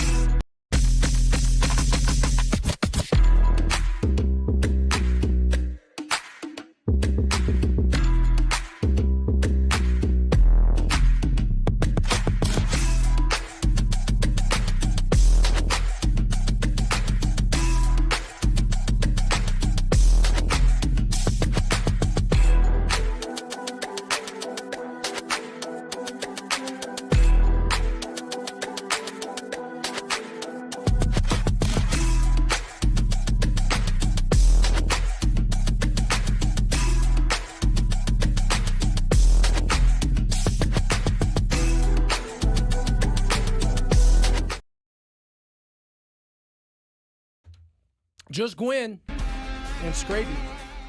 4 o'clock. Tony Gwynn Jr., Chris Sello, not here. Resting the voice. Hopefully taking his tablespoon of honey. A spoonful of honey makes the bad voice go away. Is that how it goes? No. No. But it was my remix. Sounded like it didn't go like that at all. It's a remix. Okay. Got a little Gwynn versus the fan coming your way. Scrape, before we get in the game, you want to give them the prize pack? Yes, you will be qualified for a chance to win our grand prize, a 2-night stay at Westgate Las Vegas, 2 tickets to Soul of Motown, and $150 food and beverage credit. The Westgate Las Vegas Resort and Casino features newly designed premier rooms. Part of their $70 million room renovations, the award-winning Soul of Motown is a high-energy concert-style musical tribute celebrating Motown legends. This is a must-see show during your Las Vegas vacation getaway. Tickets at westgateresorts.com. Boom. 833-288-0973, by the way. Yes, 833-288-0973. The Aztecs in action tonight. Fresno State. What time does that game start? I think 7:30. Yeah. 14.5-point favorites. This could be, a trap game, so to speak, right?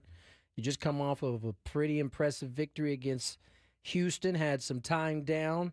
Now you have, I don't like saying soft part of the schedule, but games that you should win. Fresno tonight, USD Saturday, before, I believe, kicking off league play.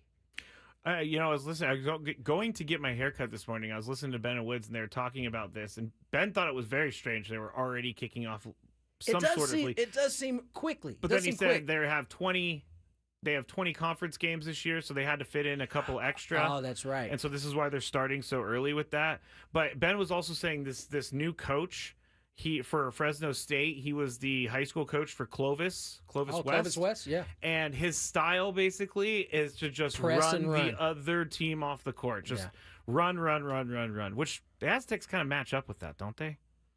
They just force you to. Well, they're also going to have to slow them down. Exactly. This is why if Fresno can execute what they're trying to do, which is get out, it makes it tougher to set up your defense, which is one of the best attributes of the Aztec program. So we'll see. They're going to be prepared for it. It's not like Dutch and his staff and his assistants haven't probably pinpointed exactly how they want to stop it. Can they go out and execute it is really the name of the game. All right. Yeah, if you missed Miles Bird yesterday on the show, you should go back and listen to it. It's on our podcast page, 973thefansd.com. He was great. He's an impressive young man. He is. Remember, he was a redshirt freshman last year? I'm not going to claim I know if he was redshirt or not. I know he was a freshman of some sort, whether it was redshirt or a true freshman. Because he said he's had 3 summers here. I'm pretty sure he's a redshirt freshman. And to see him, even from his interview standpoint, I said this yesterday, he's even more polished from that standpoint. Well, he did play 4 games in 2022, but I know they have those rules where if you don't play a certain amount of games, it doesn't count. I'm pretty sure he's a sophomore. It does say sophomore on his page. So, yeah, there you go. There's a lot to like about the Aztecs. All right, let's get to some Gwynn versus the fans. If you had one shot, one opportunity to take down the human almanac himself, howdy do. Now is your time. Listen to me, this guy is dangerous. Now is your opportunity to win a prize. Well, I hope you know what you're in for. Chris versus the fans starts now on 97.3 The Fan. Gwynn versus the fans goes like this. You have to make it through 3 questions. Each question will get more difficult. If you get the question right, you move on. If you get it wrong and Tony gets it right, you're eliminated. But if Tony gets it wrong, then you move on to the next question or you win. If you're a first-time player, let us know before you get into it. You'll get the first question for free. Chris versus the fans is presented by SD Fat Loss. Lose 20 to 30 pounds in just 60 days. Visit sdfatloss.com to schedule your free consultation. All right. You know what a listener reminded me of the other day, Tony? Remember when I used to track Chris versus the fan questions? I would track how many he got right, how many were asked, how many he didn't get to answer. That was when you were obsessed with proving that he wasn't as good at the Yes. game as he kept Yes, claiming and he was. proved me wrong. The stats showed me that he knew as much as he said he knew. The fun thing about having a show that as long as we've had it, we've had different iterations of things. We really have. So like there was a time where you were trying to prove that wrong, and then we had the Q was it Q bet? What was that? Oh, BetQL 5-star bet. The 5-star bet. We went on a journey to see how For a full 5-star month, I think.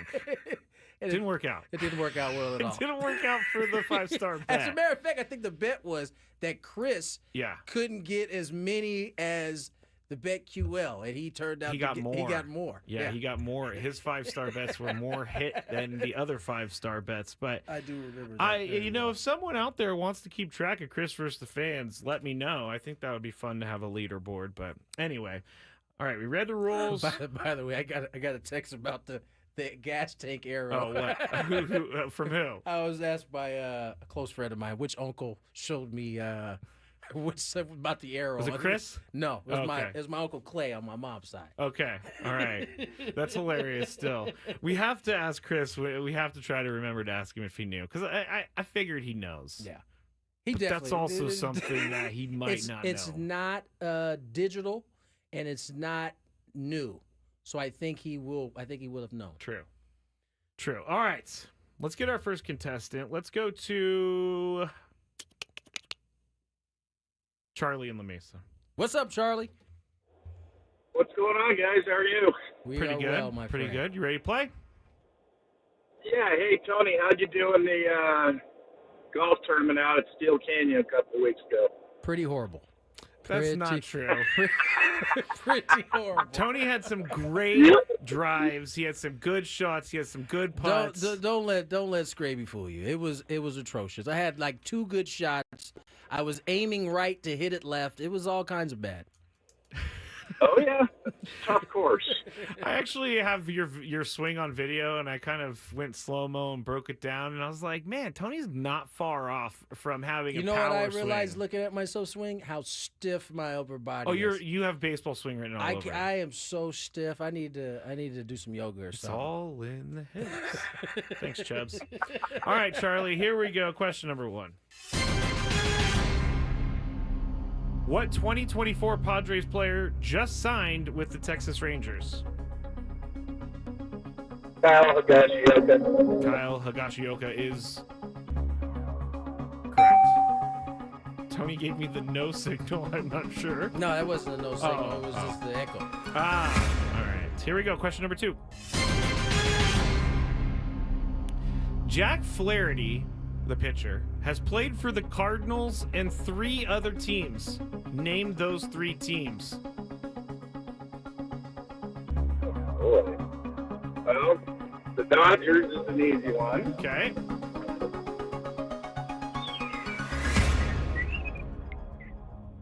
Detroit Tigers. Okay.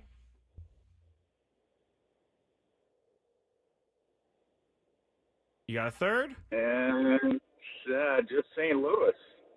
Okay. Stay there, Charlie. Stay there. This is kind of up Tony's wheelhouse, but Jack Flaherty played for the Cardinals and 3 other teams. Name the other 3 teams. Last year, he started off as a Cardinal, was traded to the Orioles, then signed with the Tigers this offseason. So 2 years ago, he's an Oriole. 2 years ago, yeah, sorry. 2 years ago, he's an Oriole. Last year, he was a Tiger and a Dodger. Sorry, Charlie. Dang. All right. Sorry, Call back Charlie. again, Charlie. Good job, Tony. I don't Thank think I actually did not know. I did not remember the Orioles at all. It was brief, and the Orioles ended up not making it. That's true. Let's go to one of our favorite chat members, Brandon in El Cajon. Hello, What's up, Brandon? What up, guys? How you doing? We're doing Pretty well, good. my friend. I know you're ready to play, so let's go. He says, shout out to the YouTube chat. Everybody's going to go crazy in the YouTube chat. All right, Brandon, I think you know this one. What cartoon is going to simulcast their own version of Monday Night Football this Monday? The Simpsons. The Simpsons is correct. You going to watch it, Tony? No. You gonna turn it on? I probably will turn it on. I enjoyed the Nickelodeon Super Bowl, so I might check out. Oh the yeah. Simpsons. I love the Toy Story game. They had the Slinky I Dog missed as the that first one. and 10. You know, the yard markers. The That was the Slinky Dog was great.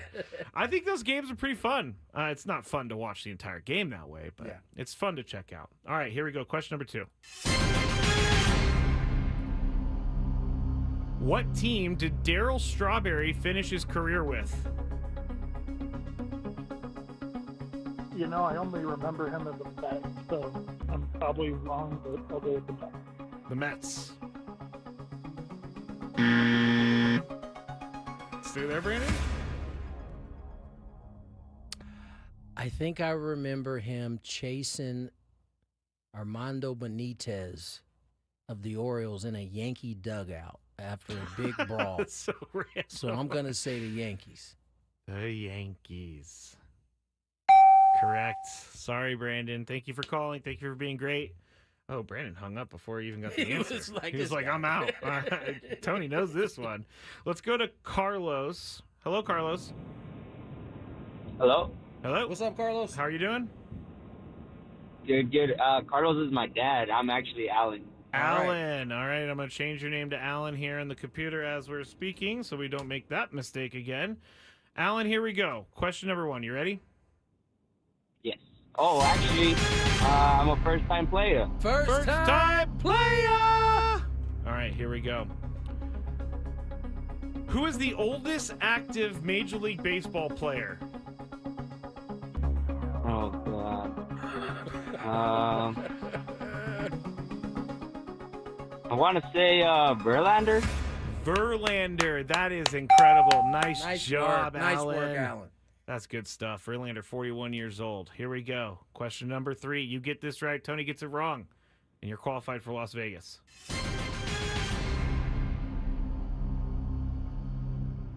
Prior to Profar, who was the last Padres switch hitter to win a Silver Slugger award? Jeez. Switch hitter. Padres.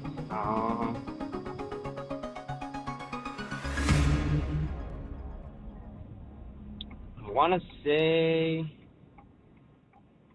God. Are you turning right or left right now? Right. Do you got an answer? The only switch hitter that comes to my mind right now for some reason is Caratini. Oh, Victor Caratini. Okay. He was a switch. Yeah, I don't think he won. switch hitter. Stay there. This is a tough one for anyone. I Tony? think this was one of my former teammates, actually. This does make it hard when you actually played with the guy. Yeah, I think it was one said Chase Headley. This is when Alan. he had like like 100, like out of nowhere, he had like 120 something RBIs, 115 RBIs, something crazy like that. I never understood, like, I feel like Chase Headley was very controversial around here. Chase was a good ball player, you know, for the Pods. And then he went to the Yankees, right? Yeah. Everybody's not cut out for the Yankees. No, that would be a hard place to play. All right. It does make it hard, though, when... Well, you weren't on the team because that was 2012 that he won the No, I Silver wasn't. Slugger. It was 2 years after I was on the team, but I remember him having that ridiculous year. All right, let's go to Wyatt, next longest holding caller. Hello, Wyatt. Hey, guys. How's it going? Oh, pretty good. You ready to go? Yep, I'm ready. In his career, what Major League Baseball team has Yu Darvish played for the longest? Thinking through the years. I'm going to go with the Rangers. The Rangers. That is correct. When he starts this coming year, though, he will have... Equal, right? 5 seasons with the Padres, 5 seasons with the Rangers. He's going to finish as a Padre, everybody. Longest tenured team. All right, here we go. I was going to say, those felt really close to each other. Yeah, they're getting there. They're getting there for sure. Yeah. Here we go. Question number 2. Where did Rams head coach Sean McVay play college football? He played with Julian Edelman, or whichever one of those guys that was. I can see the logo. I'll take a mascot. Is it like the Golden Flash? I can't give you a reaction. Stay there, Wyatt. He might be all right, Wyatt. I can see the logo. I can see the color, but I can't remember the school. Oh, Someone got it on the chat. I don't know this one. I'm about to let it go. We just mentioned it a few weeks ago. Miami of Ohio. That's it. Red. Yes. I can see he the went color. to Miami of Ohio. All right, here we go. Wyatt, question number 3. You get this right or Tony gets it wrong, you're qualified for Las Vegas. Here we go.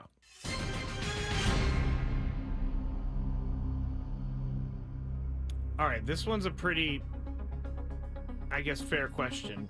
Who is the active career leader for most intentional walks? So who... Batting. Great question. Batting. Who has received the most intentional walks? And is active? Active. Okay. Still playing. Okay. I'm going to just guess Juan Soto. Maybe he's hit a bunch of 3-ball counts that they've intentionally walked him for. It's not a bad guess, actually. Not a bad guess at all. It is incorrect, but stay there. Who is the active leader right now for most intentional walks received? Is it Juan Soto? Well, no, I buzzed it. Oh, is that what he just said? Yes. Oh, sorry. Yeah, I mean, that's like a really good guess. Who? Oh, Kyle Schwarber. Ooh, that's a really good guess, too. It is incorrect, though. Wow, Wyatt, you win. You Nice win work, the Wyatt. qualification to Las Vegas. Nice job. Stay right there. I'm going to get your information in the break. Hopefully I don't forget you like I did Mario the other day. Still feel bad about that, Mario. Thank you for right. being nice about it. Freddie Freeman is the career or the active Is he leader for really? intentional walks right now. Would have never guessed that. Yeah, I would have never guessed that either, but there you go. Nice addition of Tony or Gwynn versus the fans. Hopefully Chris is back tomorrow. We'll get back to Chris versus the fans, and we'll go from there. But yeah, good job, Wyatt. I will definitely pick you up in the break. All right, let's get to break. Get some traffic.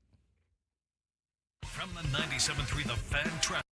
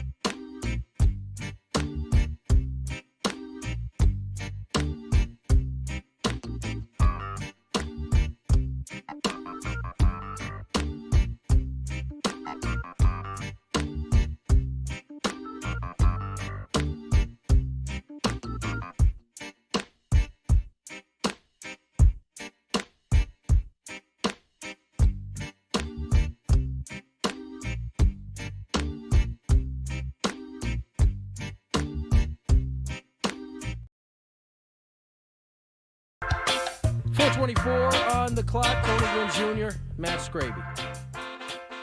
Taking you up to 6 o'clock. Indeed.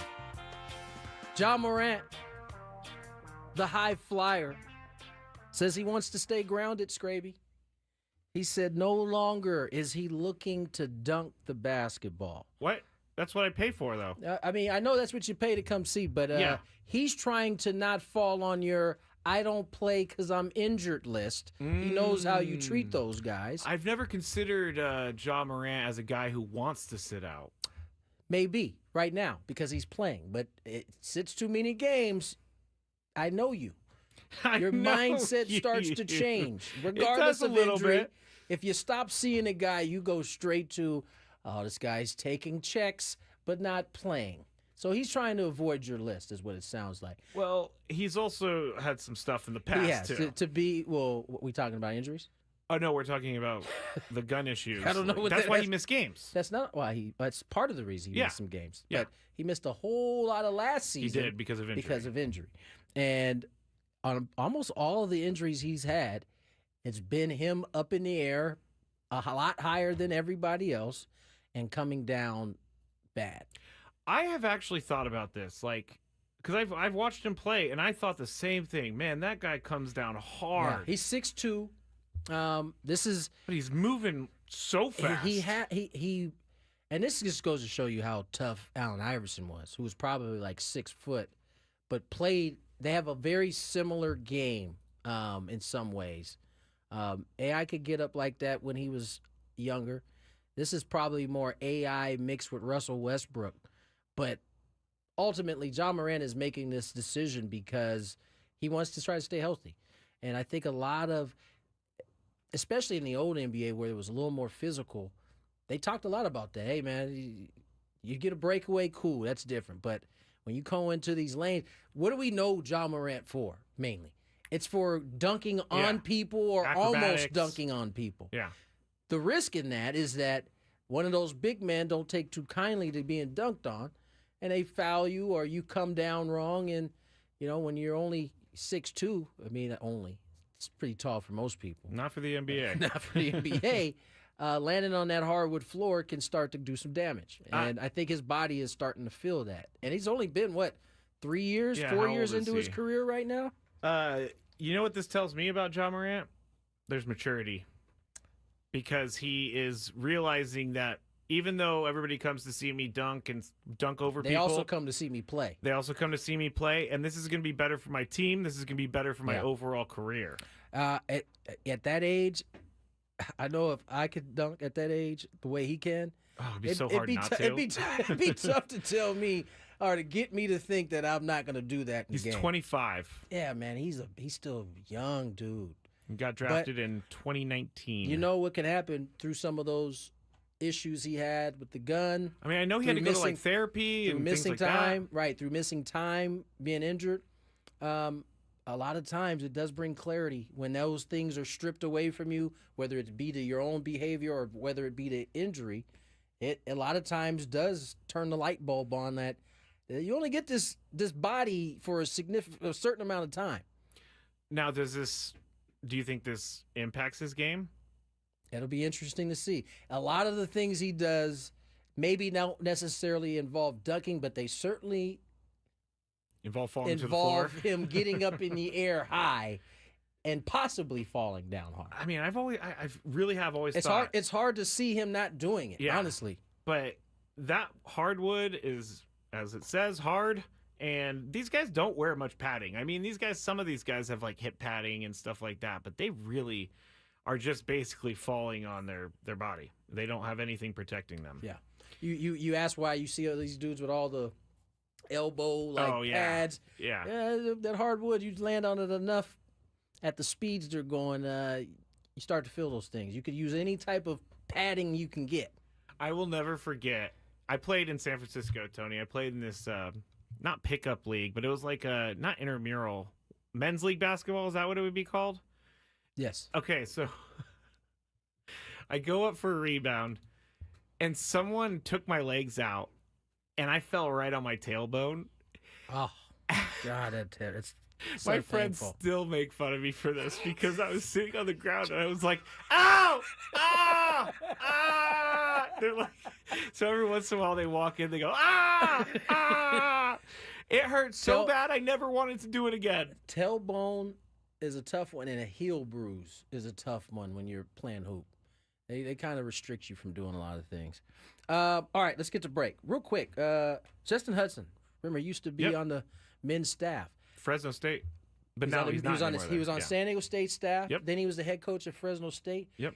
Well, it looks like he just joined his wife as an assistant coach, or his wife as an assistant coach on the women's team. Stacey Terry Yes, Hudson. so welcome back, Justin Hudson, the women's basketball assistant coach and now scouting specialist. That's awesome because we've talked in the break about how their conversations go. Like, they've got to be talking strategy all the time. So why not just make him a coach? Yeah, now they'll be able to do it within the confines of the hours at work and maybe be able to leave it at work. I doubt it, though. These are two coaches. They're probably they're certainly always taking thinking it about home it. at some point. That's awesome. So congratulations to Coach gonna Justin strengthen Hudson. them. For sure, absolutely.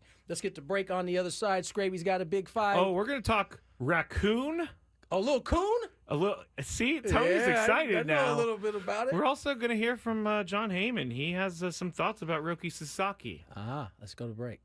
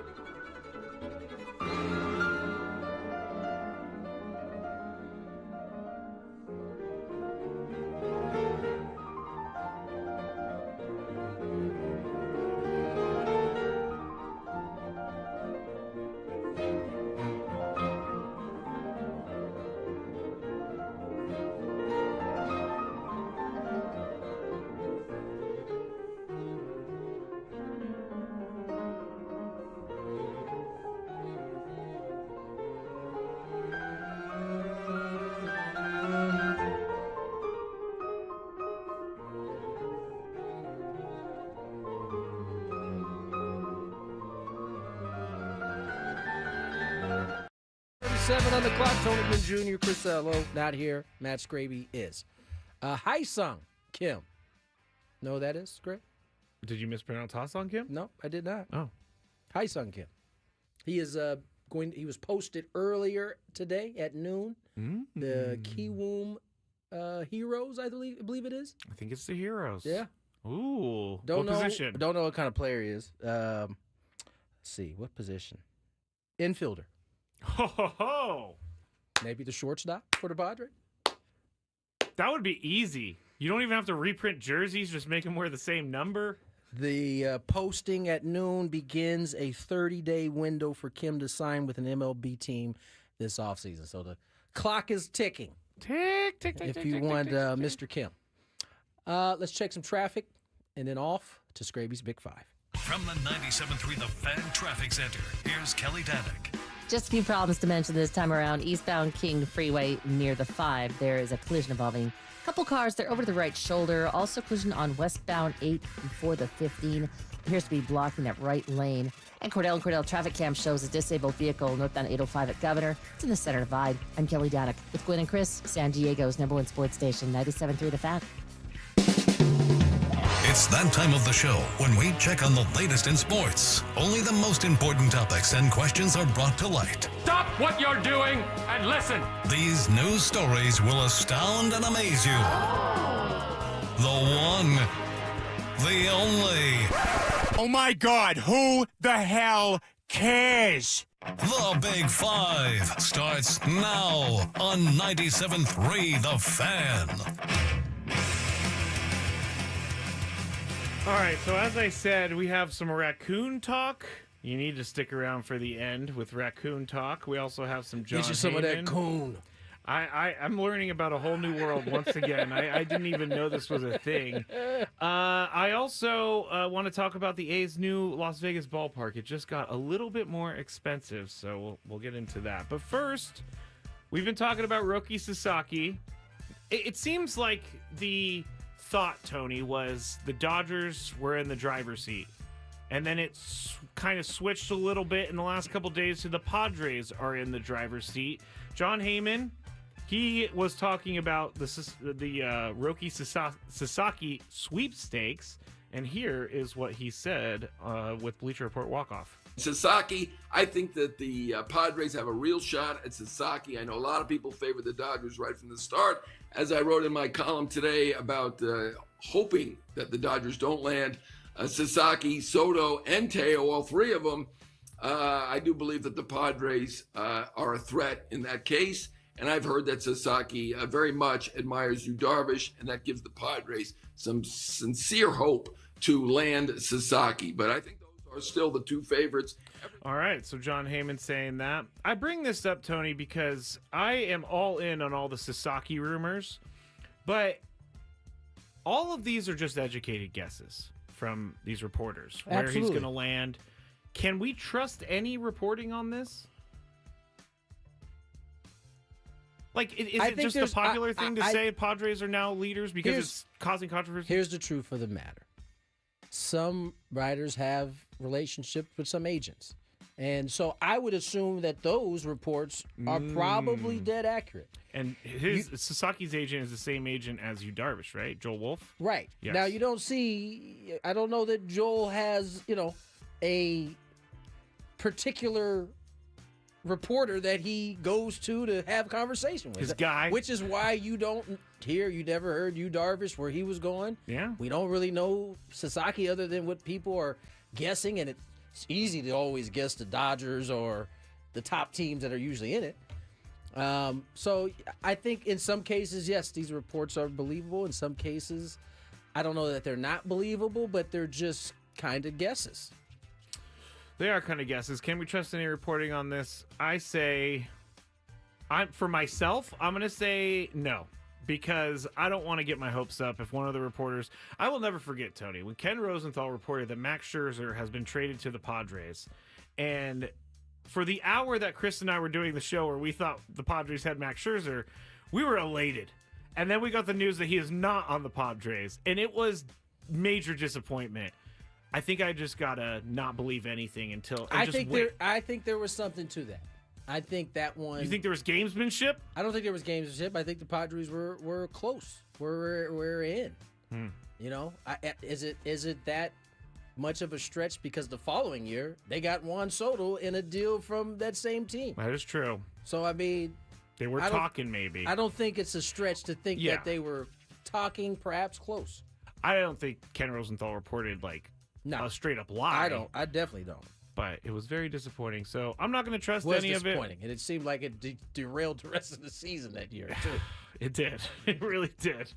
Number 4. The A's new Las Vegas ballpark is going to cost $250 million more than originally projected, but team owner John Fisher is $250 more? $250 mil more. Woo. He's still expected to foot his share of the bill. In a letter to the Las Vegas Stadium Authority, U.S. Bank Senior Vice President Stephen Vogel wrote that Fisher, whose net worth is an estimated $3.2 billion, which you can't spend any money on the team with a net worth of $3.2 billion, and his family can comfortably afford the now $1.75 billion project in Las Vegas.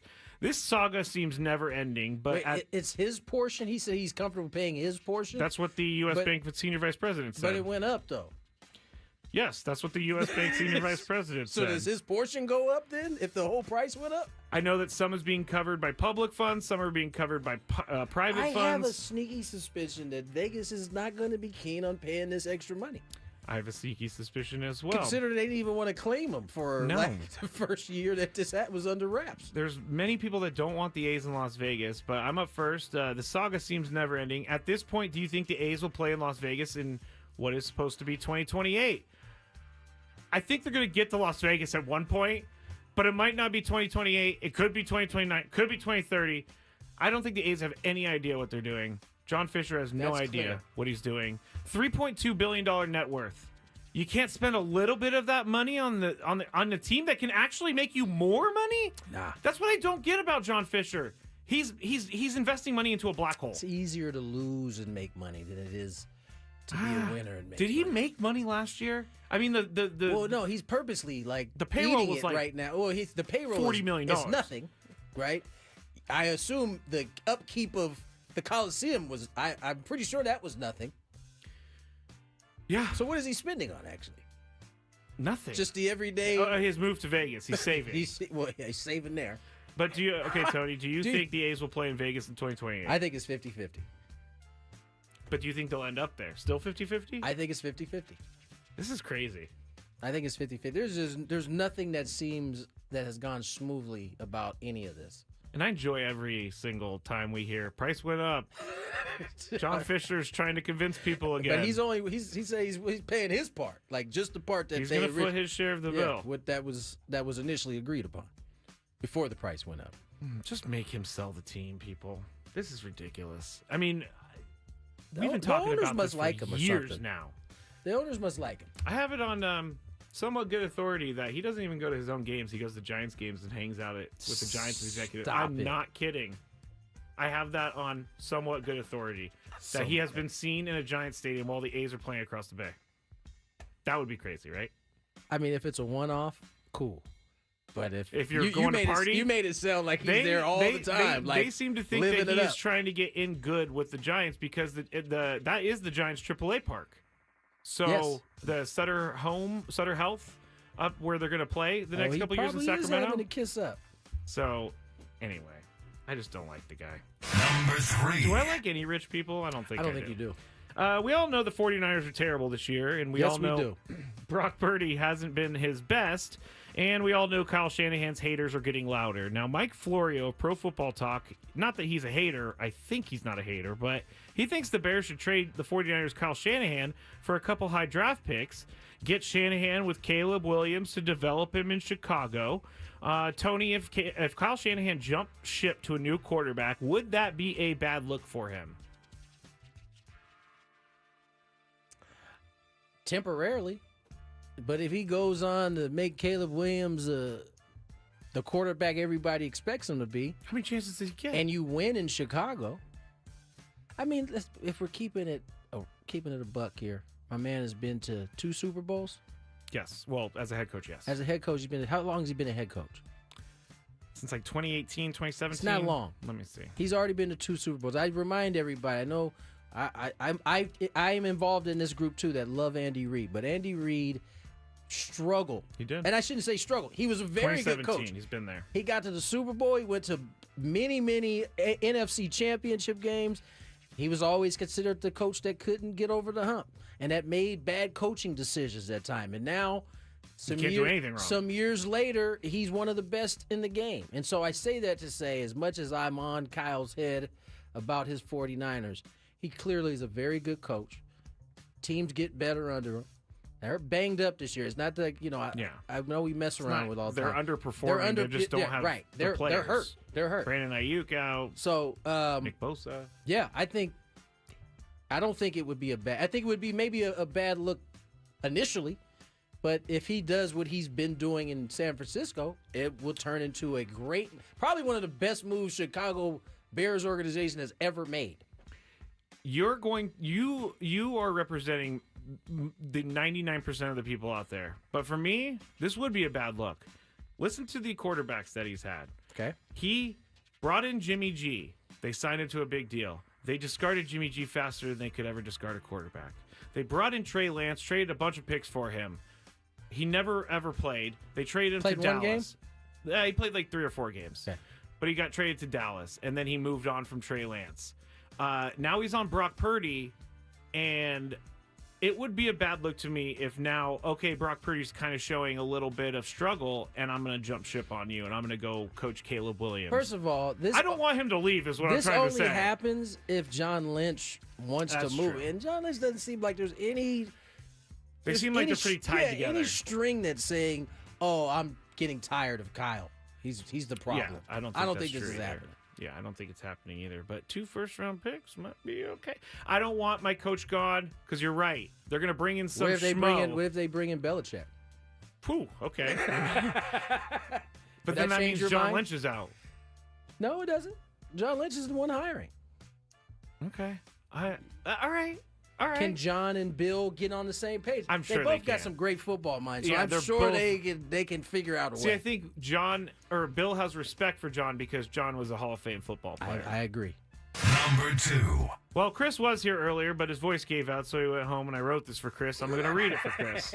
If we have to talk about my head coach, we have to talk about your head coach, Chris. I was reading about head coach Mike McDaniel, and Dolphins insider Omar Kelly believes McDaniel has made this team soft. He wrote, quote, "When your team can't anchor down and muscle its way forward for 1 yard, 3 feet to score a touchdown that could have made Thursday's beatdown more of a game, there's evidence that your team is soft. And when this continues to be a running theme for 3 seasons, it's a foundational issue that touches everything from strength and conditioning, roster construction, to coaching mindset," end quote. I'm up first. Are the Dolphins soft? Yes. I don't think all of them are soft, obviously, because did you see Calais Campbell come to Tyreek Hill's rescue when he got arrested? I did not want Calais Campbell he's big mad dude. at me. Big dude. I do think there is something to the way Mike McDaniel coaches, and I do think his laid-back attitude might have been cool and work for the Dolphins, but I also think you need a coach that's going to get on you when you mess up, and I do think you need a coach that holds you accountable. So I do think the Dolphins are soft. They don't play tough football like they did with Brian Flores. Brian Flores had a tough team. That team was not an easy win for any team. I think Mike McDaniel brings a whole different mindset, and it worked, but it's not working anymore. Tony, do you think they're soft? Yes, I do. I mean, you could almost, if the weather is not nice and crispy and high humidity, it seems like the Dolphins kind of folded. They did not look like they wanted to be out in Green Bay. No. They didn't look like, where was the other place they played that was cold? Kansas City. They looked like they didn't want to play in Kansas City. Yeah. So, I mean, yeah, there's an element of that certainly seems like it has seeped in. Mm-hmm. Yeah, and that's kind of contagious a little bit. Yeah. I read something, I don't know if this That was the interesting thing about the Hard Knocks. Oh, yeah. Every coach mentioned it. It's going to be cold, so get your minds right. Like, it's clearly a thing because they're talking about it leading into the week. Yeah. So it's not like it's that it's clearly a something that coaches highlight because they know that it can be a problem. All right. I wish Chris was here. He would be so mad. We can bring at it this back up question. tomorrow. You can bring it back up tomorrow. He was so mad at this discussion right now. Number 1. Now, Carolina wide receiver Xavier Legette is one of my new favorite personalities in football. If you don't know, he was born and raised in Mullins, South Carolina. He was a Gamecock, and now he is in North Carolina playing for the Panthers. We were pretty surprised, Chris and I, about Tony's oxtail years ago. But here's what Xavier Legette is eating for Thanksgiving, and he has a thick accent, so here it goes. Hey man, what I'm mostly excited to eat today, man, it's gonna be that coon, man. My cousin and they called me last night, told me they killed the coon 2 days ago. They took the clothes off and everything, washed them up. Yeah, we about to dive into that today, man. Come on, man. Shout out to you, man. Happy Thanksgiving, brother. Happy Thanksgiving. We're about to dive into that coon. He said took off his clothes, washed them up. We're gonna. I'm like stunned. I didn't know that people actually ate raccoon. But my question is this. Tony, you're up first. Would you try raccoon if you were at Xavier Legette's house for Thanksgiving? This conversation has come up multiple times in my family's It household has? at Thanksgiving and Christmas. We have some relatives in the South where eating coon is a thing. And no, I will refuse to try raccoon. I can't do it. Do they tell you what it tastes like? It's got to I mean, be like everybody says everything tastes like chicken. Yeah. Right. But, I have a hard time believing that. Does it taste like the trash that the raccoon ate? I don't know. But I can't go that far. I had to watch this video 300 times. Luke, they call it just like that. Coon. Got the coon ready? Take his clothes off. I never heard wash that. him right up. But Xavier Legette is great. Legette is country. I thought he was from like the Bayou in Louisiana, but he's from South Carolina and like deep South Carolina. Yeah. It's like so good. All right, that's it for the Big Five. Oh, we'll get to break. No coon on the other side, I can guarantee you that. But the happy hours. Would I eat raccoon? No. I can barely eat turkey. Why am I eating raccoon? You need to step outside your box, man. Maybe. More coming up next.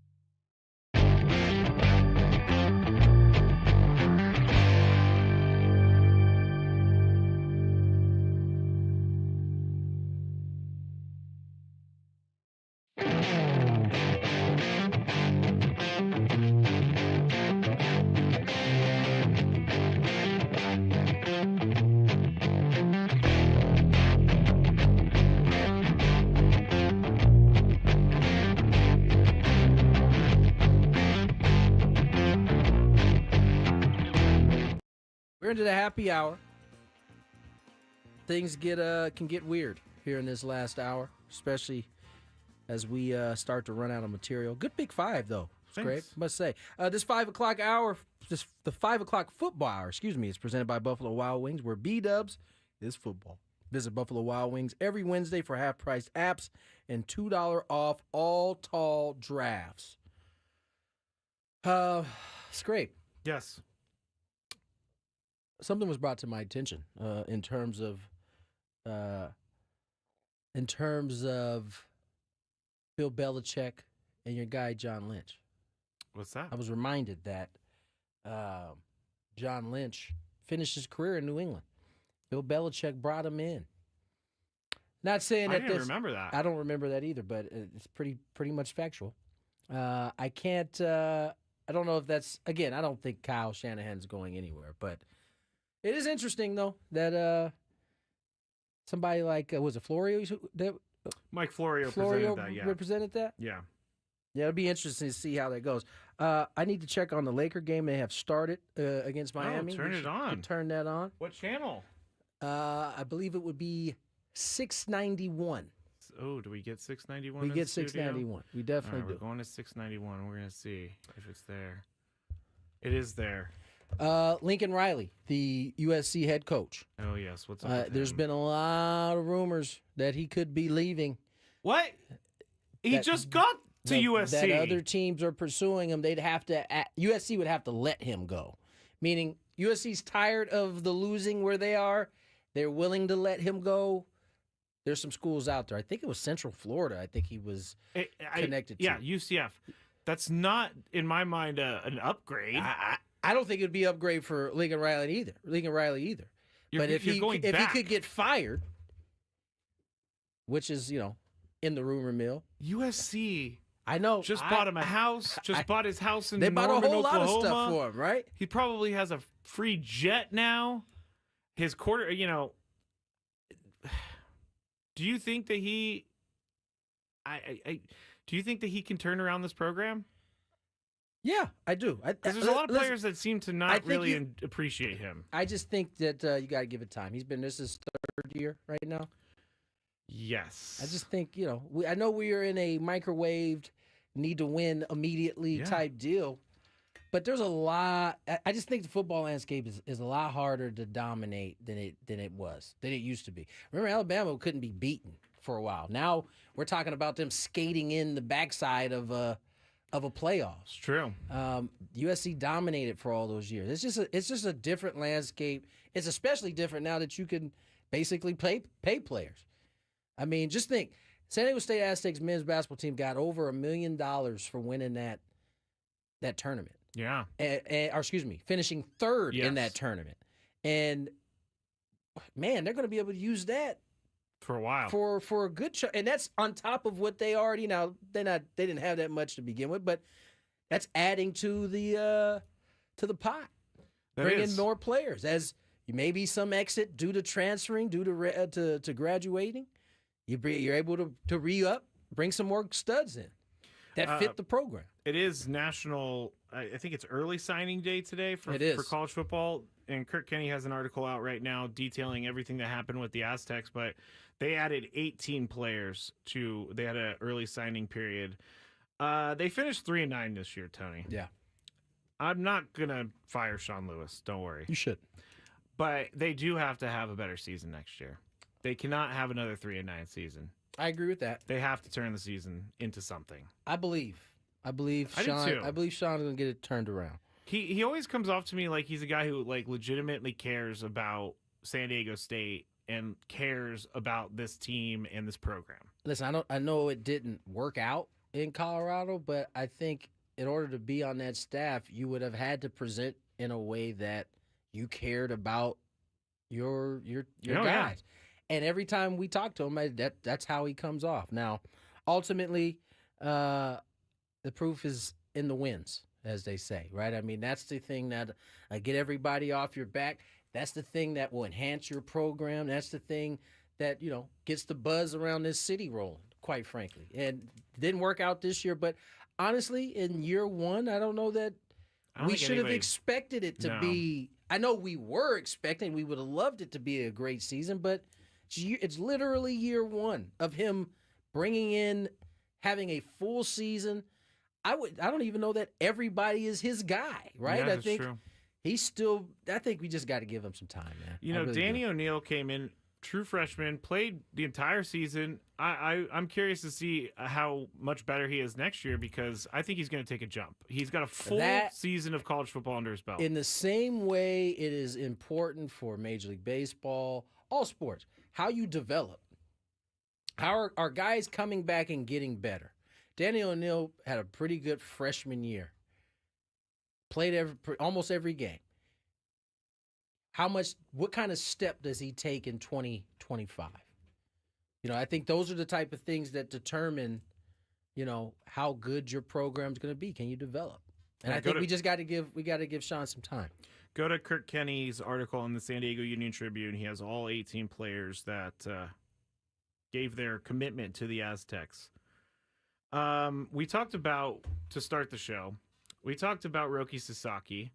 Yes. And we talked about how the tide is changing now into that sources believe the Padres are in a strong position to land him. According to some people. Quote, strong position is being used everywhere. I mean, the fact that the Dodgers are just assumed to be the team, I mean, if anything, if you're just looking at the tea leaves, the Padres seem like they've had the inside track the whole time. It's not like money's going to determine this. So what, relationships? Seems like the Padres have got a pretty good one in their back pocket. Yu Darvish, which is why A.J. Preller and co. extended Yu Darvish. It's just my conspiracy is that they gave Yu Darvish the contract he got to keep him with the team and recruit Roki Sasaki. Oh, that's your that's my conspiracy. And it's not too far off. It's not too far off. I'm putting too much of my energy into this Roki Sasaki thing. I really want it to work out because we need it to work out. It would solve lots of problems. Rotation right there is not fixed, but it's stronger, and he's cheap. I was listening to Ben Woods this morning. They were talking about how Roki Sasaki is almost like a cheat code to the rest of the league because of how cheap he is. We don't know how he's going to pitch as a major leaguer. That's why I can't call him a cheat code, because. But if he was to sign like Yamamoto, he would have had much more money on the line. He would have. But he also needs to, at the very least, be at the level of Yamamoto. Yeah. You know what I'm saying? I don't think he doesn't have as much hype as Yamamoto, but he has hype. Here's the thing, and here's the difference between Yamamoto and Sasaki. Yamamoto was an established Nippon League player. He had won their equivalent of Cy Youngs. He had done some things over there. That's not the case with Sasaki. He is basically a young player in their league that hasn't had a chance. The upside is through the ceiling, but we don't really know at this point. But I still think at the price tag, it's a risk worth taking for sure. Oh yeah, you got to take the risk on this, without a doubt. And again, for everybody, it's his choice. It's Sasaki's choice. He gets to choose which team he goes to. It's not a free. It's basically a free agent thing. Right. But it's a free agent thing. He can't be wooed without money. It's a free agent thing with a cap on it. He can't make. He has rules. He's not Yamamoto. He can't make that kind of money. Yeah, he can't make 12 years, $325.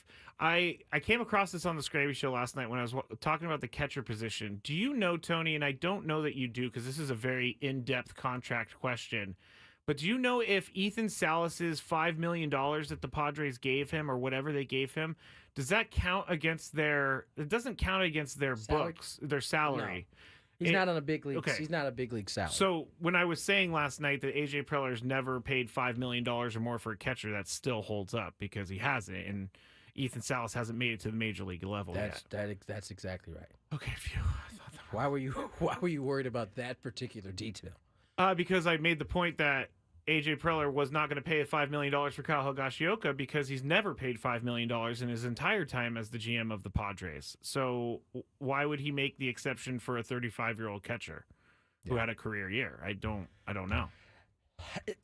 Listen, I think you certainly are. I know I'm certainly happy for Kyle being able to get that nice contract, but I don't know that even at that price range, it made sense for the Padres. Yeah. Considering the priorities that they have in front of them that they have to take care of. You know what I'm saying? I do, yeah. I mean, they have much bigger things to do, and throughout AJ's tenure as GM, he has always found catchers at a low value, or he's found good value for low money, and that's exactly what he's going to have to do this time. I mean, I remember years ago they were in on JT Realmuto, who he's getting paid over $20 million a year. I'm sure if that sort of catcher came their way, they would pay it because he's worth it, but in the scheme of things, AJ doesn't. He averages. Here's my number: 2.2% over his time with the Padres is spent. 2.2% of the team salary, on average, is spent on catching. So it's like a very, very small amount of money that they're spending on that position. You're slicing and dicing these numbers, huh? Oh, you want me to bring it up? I got so much stuff, Tony. I got so much. That was a good one. 2% of the money you spent on catchers? I took out 2020, but on average, throughout all of his time, 2.2% of the team salary is spent on catching. Yeah, it's an important position. You need somebody who can do the job and do it, well, or you need two guys. On average, teams across the league spend 5% of their salary on catchers. So he's not even close. He's not even half of what teams spend. So this is why it's not a surprise to me that Kyle Higashioka was let go. Yeah. It's not a surprise. It's not a value spot. Now, where is the most money spent on the field? Shortstop? Ooh, I didn't look at that, but pitching maybe? Yeah. I mean, right field, shortstop, third base, pitching. I'm talking about over his entire tenure. Like you know what? I'm gonna do that. You should do it. I'm gonna do a breakdown. Maybe Friday I'll go through. Come through with each of the positions so Chris got something to break down on Friday. All right. I can do that. I enjoy these like deep dive things. I can tell because I go into no one asked you to do this. By the way, this is all on your own. No, I go into it like with a preconceived notion, and I try to prove to myself whether I was right or wrong. And in this case, I was right that AJ never spends money on catching. He spent the most money on catching, and it shouldn't surprise us because they spent the most money on the team in 2023.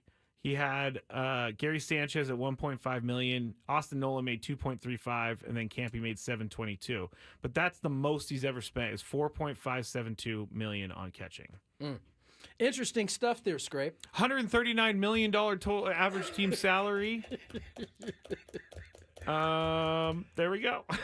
Let's go to break. That's actually a good idea. I think I'm going to break down different positions. Let's go to break. That's good. I think that'll be good. Good content. Okay. On the other side, CBS Sports College Football had an interesting conversation about this very playoff and Alabama somehow finding a way in. Weaseling, as Scraby said. We'll Dave Marcusing. We'll talk about it on the other side. More Gwynn and Chris. From the 90s.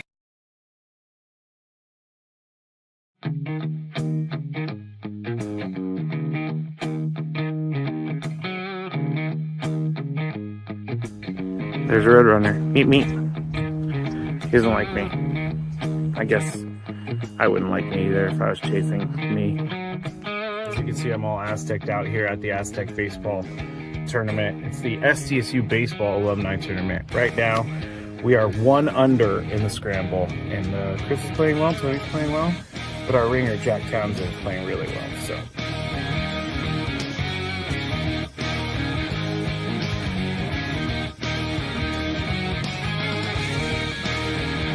Chris says that he can't play golf, but this is the second birdie putt he's made for us. This time it was like 20 feet.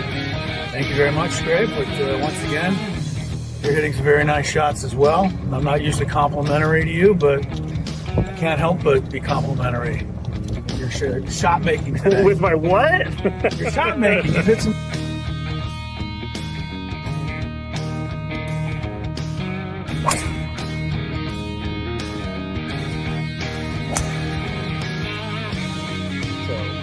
We are league 10 now, and it's getting really windy. Actually kind of cold. I'm not gonna lie, I know we're in San Diego, but we're 3 under as a group. We just got off the birdie, and I just hit my defense.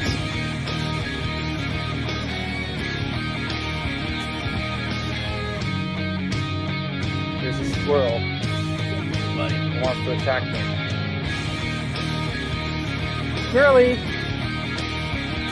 Ah. We just got our second birdie of the day thanks to this guy. Yeah, a 4-footer after. It was a 5-footer. After our pro drove it 300 to the front of the green and then chipped it within 5 feet. Uh-oh. Gravy, don't feed the animals. Don't feed the animals. I do feed animals, but Chris made a birdie putt. Leaving the golf course.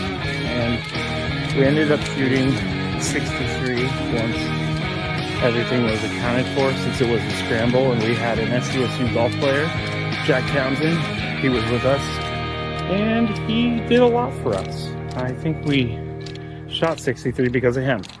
But we all had a good time.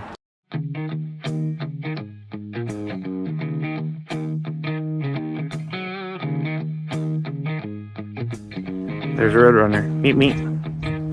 He doesn't like me. I guess I wouldn't like me either if I was chasing me.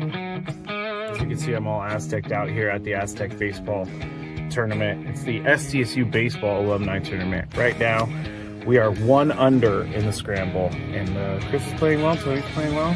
But our ringer, Jack Townsend, is playing really well, so.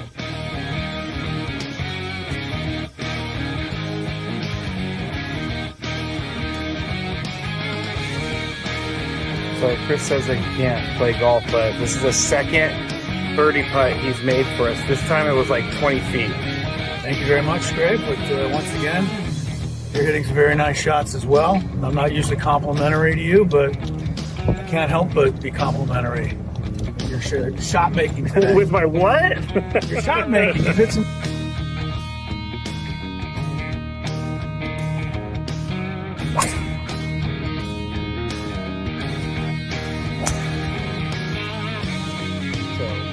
We are just around league 10 now, and it's getting really windy. It's actually kind of cold. I'm not gonna lie, I know we're in San Diego, but we're 3 under as a group. We just got off the birdie, and I just hit my defense.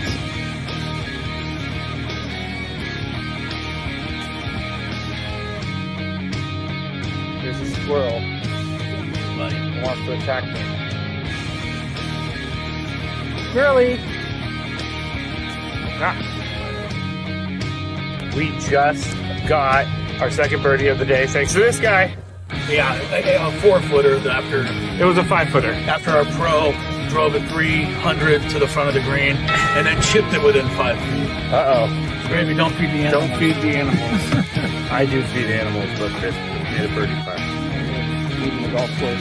And we ended up shooting 63 once everything was accounted for, since it was a scramble, and we had an SDSU golf player, Jack Townsend. He was with us, and he did a lot for us. I think we shot 63 because of him. But we all had a good time.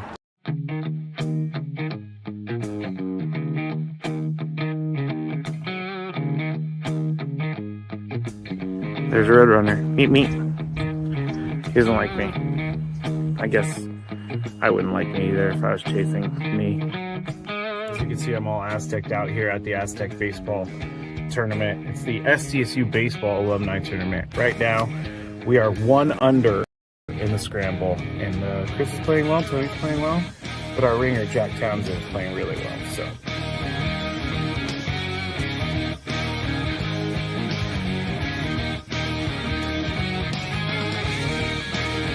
So Chris says I can't play golf, but this is the second birdie putt he's made for us. This time it was like 20 feet. Thank you very much, Greg. But once again, you're hitting some very nice shots as well. I'm not usually complimentary to you, but I can't help but be complimentary. Your shot making today. With my what? Your shot making. You've hit some.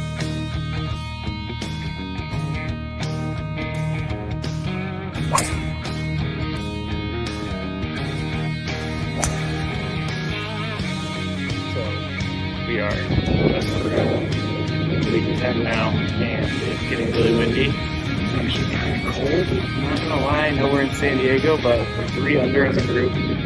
We just his voice at home. Scraby is right here.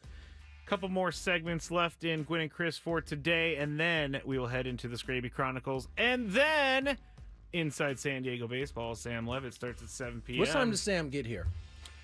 He usually gets here like maybe in the first segment of my show, so 6:10ish.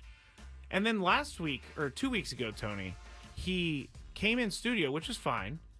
And he sat there, and then he gave me faces as I was making my your takes, making my takes, and I was like, "Okay, I don't need to see your face, sir, as you disagree with my take over here."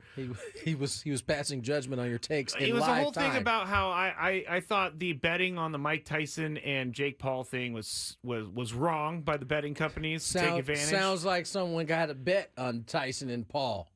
I didn't bet. No, I'm saying Sam did, which is why he was like, okay. He's like, I lost the bet. Man, but he will be in tonight, and so I believe Frank is going to be here as well. So we got a full house tonight here on the station. Tomorrow, Tony is out. Tomorrow and Friday, Chris hopefully will be back in, and he will be with me tomorrow. So hopefully he is, actually. College football. Actually, I want to start with this real quick, Tony. The update for Azeez Al-Shaair, the Texans linebacker who was suspended for 3 games after basically knocking out Trevor Lawrence on the field. You know what I love about Tom Brady, Tony? Keeps it a buck. He does. He does not side with players when I think he will side with players. He said that Trevor Lawrence needed to slide maybe a little bit earlier, and he learned early in his career, Tom Brady, that he needed to slide earlier or else he was going to get crushed. And he also played in a day where you can hit the quarterback He played hard. a day where it was actually dangerous. It was dangerous to be out. There were no roughing the pocket. passers outside of like a really egregious thing that happened. He had guys like Ray Lewis like running him down. I mean, he had more linebackers. He played at a time where there was literally no rules. Yeah. I mean, Drew Bledsoe got hit so hard his lung punctured, I believe, and that's how Tom Brady got his start. Was because Drew Bledsoe got hit so hard. But Azeez Al-Shaair, he appealed his suspension, if I could say that word, and they upheld it. So he was going to miss 3 games. Yeah, that's kind of what happened. I mean, sometimes they get at least a reduction in 3 games. games is a lot. 3 games is a lot, but he was a repeat offender. He had just been fined the week before. Yeah. So, you know, he had never been suspended, but he had been fined a number of times. And so I remember a few times when he played with the 49ers, there was a couple incidents where I was like, dude, that was a lot. He seems like he's a little bit of a psycho. I agree with how Foxworth on ESPN kind of coined it. I mean, there are certain guys who have to go to a place that is it's a dark place in order to play that position the way it's supposed to be played. And there is no turning it down. You're either there or you're not. Yeah. He's one of those guys, and he's going to have to figure out how to play within those lines because his pockets will start getting lighter here. 3 games, by the way, that's some good. Those are game checks. That's not just a fine of. Oh no, those are all game checks. Yeah. He's not going to make any money over the next 3 weeks, which I mean is part of what that's the punishment. That is how you get athletes' attention. That's how you don't knock someone out as they're sliding to the ground. This is like I like my pockets to be a little bit heavier, so I think I'll let him slide this time. DeMeco Ryans took a pretty hard stance on. He's taking a beating too. It seems like I can't tell where I'm at. I think he probably could have done it in a better way and still had his guys back. Yeah. You know, the way he did it kind of almost made it seem like Trevor Lawrence wasn't out there concussed. Him. Yeah, like I do believe there is something to these quarterbacks who are taking advantage of the rule, including my guy Mahomes. Patty Mahomes, yeah. He's not the only one, but he's certainly the poster child for it right now. And he's really good at it. When the thing is, when those defensive players who aren't in those games are watching that game, that's exactly what they're thinking. All right, well, you're gonna play these reindeer games. You're gonna get yourself hurt. Yes, and unfortunately, it wasn't Patrick Mahomes who got hurt, and that unfortunately nobody wants to get hurt. But Trevor Lawrence was the dude who ended up paying the price. Trevor Lawrence is also now out for the season. Yeah. They have, I but it's think- not for concussion. It's No. actually for his left shoulder injury that he had. He's going to have They surgery. suck. He's concussed They- and he's they are banged terrible. up. I think So they're it's 2-10. so it's like, you know what? Let's go ahead and get this pick. Give us our best chance to get this pick. You think he's got it, Trevor Lawrence, or you I think he don't needs know, to go man. somewhere I else? just know. Remember, he was like the golden child at Clemson. Oh And yeah. I don't know that he hadn't like I lost don't a think- game. I'm about to say, I don't think he lost a game there. Might have lost one. Yeah.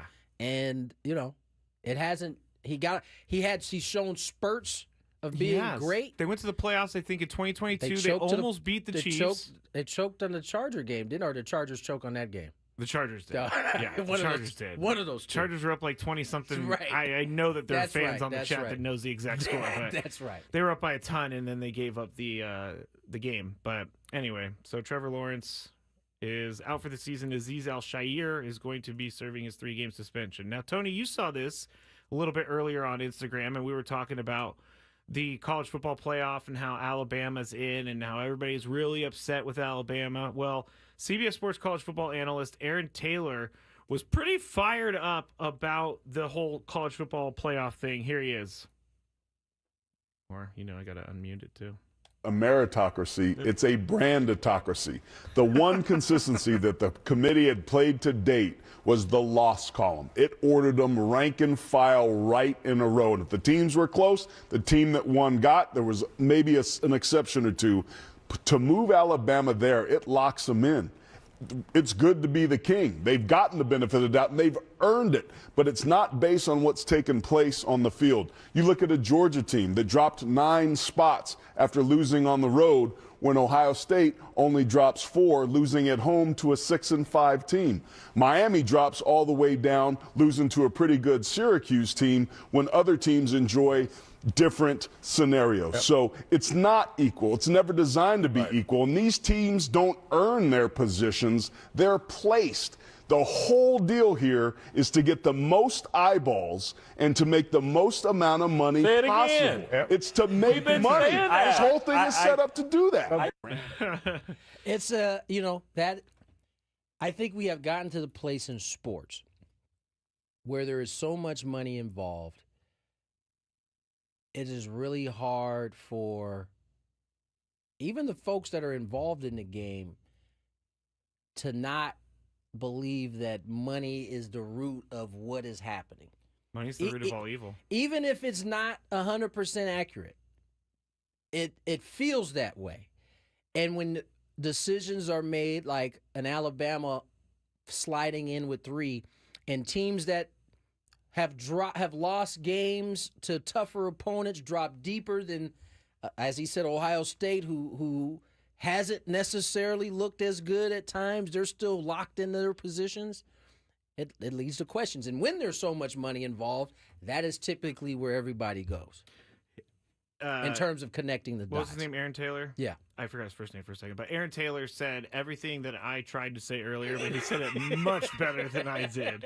He said it so much better than I did, and that's why he's on TV. But branditocracy is I didn't ever think of the word. That is the word. Branditocracy. It's been a branditocracy in college football for a very, very long time. It has, but like people still watch when the other teams like what was it last year? Was it Washington I don't buy the theory that who won last year? Georgia. Georgia won last year. So it was Washington and Georgia. People still watch that game. I don't buy the idea that you can't. People won't watch if it's not those teams. I don't buy that either. I think people will watch if it's a good game. Yeah. You know what I'm saying? If it helps when they have people that they recognize in there, an Alabama or a Georgia. Yes, that helps. But you mean to tell me if Boise State pulled off an upset against one of those big teams that nobody would watch? They Absolutely would definitely watch. I remember when Boise State with my former Oklahoma. teammate. They beat Oklahoma. My former teammate, Vinny Peretta, threw a touchdown. Yeah, I mean, high school teammate, by the way. It was me and Kevin O'Connell and Vinny Peretta. So I think that's I don't necessarily buy that argument, and which is why this is typically happening, right? They're trying to, as Aaron Taylor said, they're trying to place these teams in a spot where they can get the best matchup. These are the moments where I hate my brain What happened? because Michigan won. We should know that. I should know that. What'd you say? We said Washington? Georgia. Or you said Georgia. Michigan You said won. Georgia. I just agreed. I don't know if we said Georgia. You Okay, said I Georgia. said Georgia, and that was stupid because Michigan won, and I knew that. Yeah, Harbaugh took off to. He be a did. He just Charger. took off to the Be a Chargers Chargers. after that. All right, let's get to break. On the other side, Matt Snyder joined us earlier. The Dodgers, are they cheating or not? Yes. We'll find out on the other side. Coming up on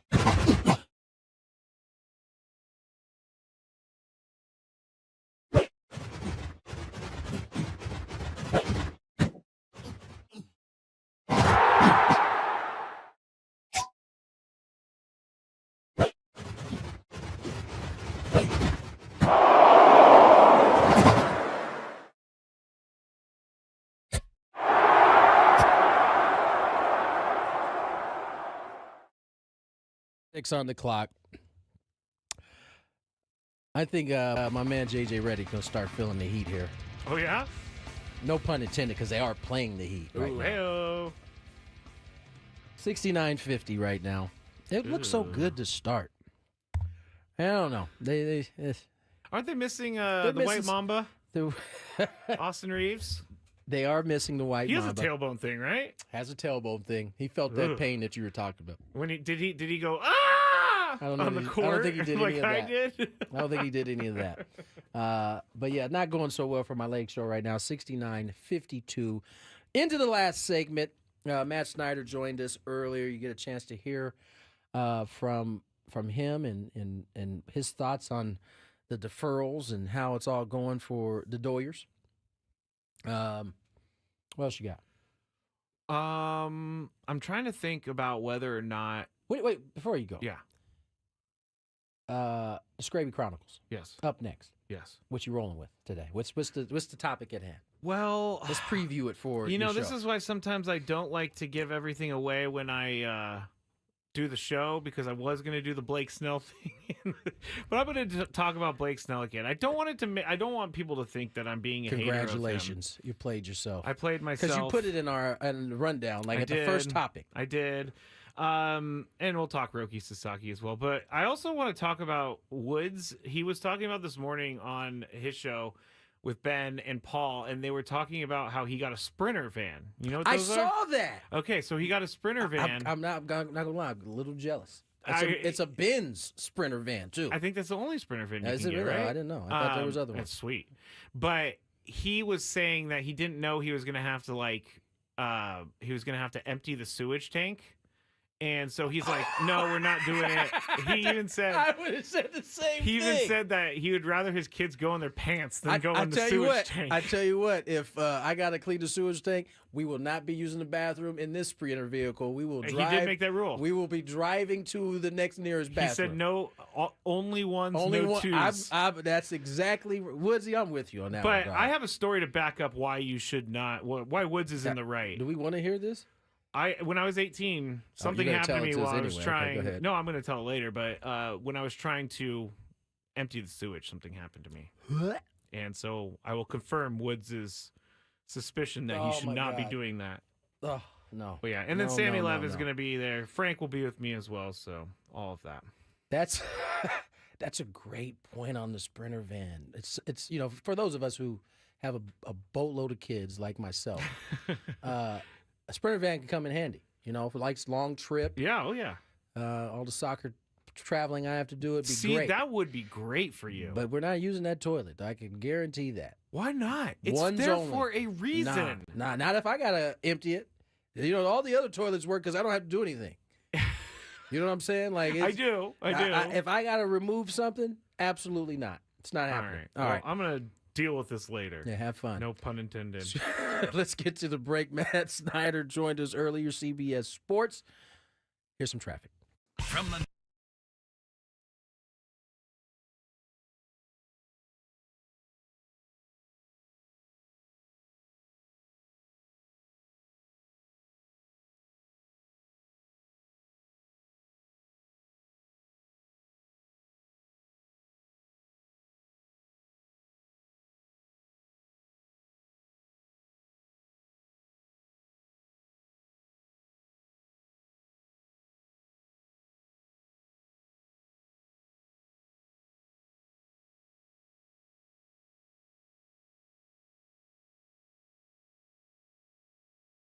Matt Snyder, CBS Sports, one of our favorites, joins us. Matt, how are you doing? I'm very good. How are you? We're doing well. Free agency starting to pick up the pace a little bit. Let's start with the Blake Snell signing, because I saw your article yesterday. Snyder's soapbox. Snyder's soapbox. I was on the soapbox with you, I must say. You had some words in terms of how people are feeling about the Dodgers and their ability to get guys or to come to an agreement where they are deferring money, which is something that's happened in baseball for a long time, but the Dodgers have seemingly cornered the market on players that are willing to do it, and they're taking full advantage. Yeah, I mean it's funny that the Bobby Bonilla deal for so long was like a punchline and everything, but you can go back to Bruce Sutter had big time deferrals. Max Scherzer's deal with the Nationals, I don't even think his deferrals have kicked in yet. Yeah. It's been a thing for a long, long time. Ken Griffey Jr., I think 2 years ago his stopped from the Reds. Yeah. Because I saw people making a joke like that's why he's in all these commercials now because his deferral stopped coming in. So now he's like, oh wait, I need more money coming in. It's been happening forever. If people wanted to crack down on it for one reason or another, okay, I'm open to that. But if it's a reaction to the Dodgers right now, I would say it's a complete overreaction. And my biggest thing on the Snell thing was among the points that I made in there was it's the first major free agent. He was the only one of the top 50 that had signed at the time of signing, and we still don't have anybody else in the top 10 or 15 who has signed at all. Probably don't need to freak out just yet about how broken the system is when there are so many free agents out there. Now, if the top 5 all sign with the Dodgers, let's have a conversation about it. But I don't think that's going to happen, first of all. Second of all, they weren't even number 1 in payroll last year. They were 3. Another point is, if we throw out 2020, which I would, it's a 60-game season. Nobody was in the crowd. It wasn't really a normal season. That last year was the Dodgers' first title since 1988. That's right. I mean, good grief. And the reaction we saw was like, if the Dodgers had won 5 titles in a row and signed the top 5 free agents, I couldn't believe how much overreacting I was seeing. It was ridiculous. That is my basic soapbox right there, but I gave about 1,200 more words in writing if people need those. Yeah, Matt, excuse my voice, Chris here, but not my voice. Give us your thoughts on where you think Juan Soto is going to sign. It sounds imminent, according to a lot of reports. Yeah. What would be your ranking of like 1, 2, 3? Now that we're down to the nitty gritty? I still think it's one of the New York teams. I think the Mets and the Yankees are going to go the hardest for him. I think the Blue Jays are trying, but they will hit a ceiling on the bidding, and he probably doesn't want to go there anyway, given the current situation that they look like they're on the downward trend. I think the Dodgers are in the bidding just so they can continue to drive the prices up, and if he took something low enough to what they were going to offer, then they would gladly accept him and move Mookie Betts to shortstop. I think that it was a smokescreen at the start of the offseason when they said Mookie's moving back to the infield because that leaves an opening in right field, so then they can say that they're trying to sign Juan Soto. Ranking-wise, I'll go 1 Yankees, 2 Mets, and everybody else is distant. I would probably put the Dodgers and Blue Jays 3, 4. I've heard the Red Sox are in there heavily, so maybe they're 5. The Dodgers, I think, are just a fallback. For example, they were kind of in on Bryce Harper a little bit, but it was more like we're not going to go crazy on him. But if for some reason he would take, 10 and 350, then we'd love to have him. And he went way over that. So, yeah. My sense is that's where they are on Soto. If people are talking about in the 600s and 700 millions, I don't think the Dodgers are in on that. They're just making sure that either the Dodgers or the Mets have to spend that in order to get him. It's a very wise decision if you or could. Yankees, Yankees and Mets. It's either way, it's a good gamesmanship if you can afford to play that game, that game exactly. of chicken. It's one of those things where you keep upping your bet. Like in a poker game, you keep upping your bet, expecting other people to stay in. I don't know. I don't know where I'm going with that. None of us are poker players. Okay, no, I know where it was. You're trying to drive everybody else out, but your cards are good enough. If they stay, maybe you win anyway. Right. They have enough money to do that. I kind of want to go back to the deferrals because it has been such a highly talked about topic. Why is it that you think the Dodgers are not the only ones, but the main team that is of focus here, and we're not seeing this from all the other teams? I mean, I get that the Dodgers have a piggy bank that's a little bigger than most, but it still would seem like a favorable deal for all teams to be trying that are bidding on these type of players to take this approach and be able to manipulate that tax that could happen or push it down the line so that you can keep, stacking these players on top of one another. My hunch is that the other teams don't have as deep of pockets, or at least the owners aren't allowing the front offices to spend at those amounts, and they know that the bill is going to come due at some point. Or if they decide to sell the team, whoever is looking to buy the team is going to see, look, you've got all these payments on the books, and these players aren't even going to be on my team. So why would I buy the team from you? The Dodgers ownership is in such a position that they know that they're basically printing money right now, and they're not going to want to sell anytime soon because it's such a well-run franchise. So it doesn't matter, and they don't have to worry about the consequences down the line. I think almost every other owner is worried about those down-the-line consequences, whether it's them having to pay when the players aren't on their team anymore, or when they, like I said, when they would go to sell the team, whoever's looking to buy it would be saying, why is there $70 million on the books for players not on my team? So I think it's a case where they're in such good financial position and know they're not going to be selling anytime soon, and they don't care about the bill in the future, that they're just not as worried about it.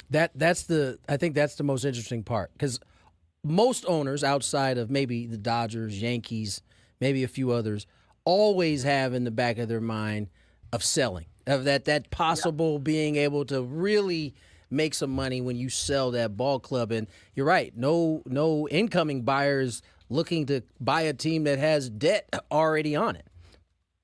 Yeah, for example, the Twins, right now it looks like the Pollad family is looking to sell. They went into don't spend as much money mode last offseason. And this offseason, again, it doesn't look like they're going to be spending that much. Right. They're ramping down on the payroll because they want to sell, because they don't want as much on their books after the Correa signing. Hey, Matt, excuse me, everything you said, I totally get. But just from a fan of a smaller market team, the Padres, is there anything that baseball does need to do to make it look like the playing field is more level? Or are we okay? Yeah. I mean, and is there anything they could do? I still think we're okay for now. I could see where it would become a problem. If the Dodgers keep scooping everybody up, and they're very well set up that they could become a dynasty. If they win, let's say 4 in a row, which is possible, and they start scooping up every single big free agent, then we definitely need to have a conversation, because that would be bad for the game. I'm just not ready to go there just yet. I saw an article today that said it would be devastating for baseball if Juan Soto signed with the Dodgers. And again, I was like, come on, man. They weren't that far from losing to the Padres in the NLDS, and they would have been a punchline again for how they can't advance in the playoffs. And if you look at the World Series, the Yankees coughed up game 1, and the Yankees gave them game 5. Yeah. That's not that far from being 3-2 Yankees going back to L.A. So, and again, they're piecing together their rotation in the playoffs to where a bullpen game is one of their starters. By no means are they blowing everybody out the door here. They didn't even win 100 games last year. I do think that they look like they might be better going into next year, but they still have so many questions in the rotation. You still have to have so many things go right. This is not basketball where you can sign a few stars and it can carry a team to a title. And I think that's the biggest thing, especially with not getting to free agency for 6 years, the ability to build teams through a minor league foundation. I think that the Dodgers are just so well run right now in every aspect. They've gotten to the point that they're making so much money. It is a concern, but I'm not ready to jump just yet because, like I said, that was their first actual World Series since 1988. So I'm just not ready to jump yet. But I do understand the concerns. I do understand how it could become a problem, 100%. Just to point out, 16 different World Series winners since 2000. So yeah, it's not it's as the though most of any major sport. Most of any major sport. So when we're talking about parity and seeing different teams have a shot, I think that's a pretty good number so far. And the best team in terms of getting to the playoffs, other than the Dodgers, the last decade has been the Houston Astros.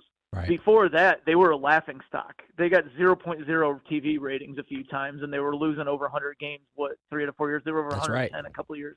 The Orioles were a complete laughing stock until 2 years ago, and then they won over 100 games last year. They won 91 this year. You can turn things around, and Baltimore's a small market, too. Right. So it can definitely be done. Look how well run the Guardians have been for a while. And they've had plenty of changes at the World Series. They had a 3-1 World Series lead against the Cubs. So you can definitely see the Brewers. You could look how well run they are, how well run the A's were until these last few years when they turned into Rachel Phelps from Major League and lost on purpose so they could move. There are examples all over the place. The interesting thing, at least from what we just gone over, is that it seems as though the one common denominator is if you run your organization well, you're going to have a chance to compete. Yes. And if you got money, it's only going to enhance that chance to compete. And that's where I think most people think the issue is, because the Dodgers have a lot bigger margin of error there. They could sign somebody, Trevor Bauer. They could sign the Trevor Bauer deal and have that collapse on them, and it doesn't matter. They'll just go out and sign Blake Snell a few years later. So that's where the argument would be. But I would say that you have that argument in every single sport. In college sports, the biggest programs have a larger margin of error. If Alabama loses their starting quarterback, they've got a 5-star recruit right behind them. Every single sport has an uneven playing field in some fashion. Yeah, that's a signing that a lot of teams would be debilitated with after Trevor Bauer. Yeah. And you almost just forgot about it with the Dodgers because they were able just to bring someone in a few years later. I got to ask you before you get going about the Golden Bat rule. It has apparently it was buzzing in the owners' meeting. It's caused a different buzz out in the public since it's reached our ears. What are your thoughts? It's interesting because a lot of the changes that a lot of people hate, I've actually been on board with. But this is horrifying to me. Absolutely ridiculous. And the funny thing is, the biggest argument is, if it's the biggest spot of the game. Imagine in the bottom of the ninth with the bases loaded, the Yankees getting to tap Aaron Judge in. The only reason you would do that is to get more people to watch, but everybody who cares about baseball would be watching anyway. Right. So and by the time everybody figured out that they made the change, they don't have enough time to turn the channel there anyway. I mean, so it's everything against what has made baseball, in my opinion, unique from other sports. Is I always loved the aspect of, in the NFL, the quarterback is always going to be the main guy in the last drive. In the NBA, you're always going to call the play as long as you're smart for the best player or the most sure shooter or whatever you want to say. You're going to draw it up or at least have him be a decoy to kick to somebody else, like when Jordan kicked to Steve Kerr. Yeah. That was what made that a big story. I like how you can end up with an unsung hero in a spot, and he needed to come through. And how the pitchers are already burnt, by the way. Are we going to talk about that? If we're going to be able to sub in a hitter, can the golden ball rule. By the way, we already took our ace out, but we can bring him back. No, you can't. I hate every single thing about it. Okay. Absolutely hate it. And I've never been accused of being one of those purists who is resistant to change. So yes, I despise it. And I assume you agree with me. I absolutely agree. Yes, absolutely. Hey, real quick, we got a minute left. Does Roki Sasaki wind up here? I feel like it's the Dodgers still, but it does seem like that steam is being picked up for the Padres. You keep seeing more and more people saying, "Hey, there's a lot of stuff with the Padres there." So I'll hope, because I can't deal with any more consternation about the Dodgers. I don't want them to get anybody else this entire offseason. I don't blame you. I know the folks out here in San Diego definitely agree with you, man. Yeah, we agree for different reasons, but we agree. Nonetheless, as always, enjoy having you on the show, man. We'll catch up again soon. All right, take care. That was Matt Snyder of CBS Sports joining us a little bit earlier. The 5 o'clock football hour is presented by Buffalo Wild Wings, where B-Dubs is football. Visit Buffalo Wild Wings every Wednesday for half-price apps and $2 off all tall drafts. Tyler Hero's getting on my nerves right now, as must say. He's being a hero. He is being a hero. All right, that's going to do it for tonight's show. Scraby Chronicles up next. Gwynn and Chris back tomorrow, minus Gwynn. Hopefully Chris's voice back on par. Yeah, we'll see what happens. You guys have a good night.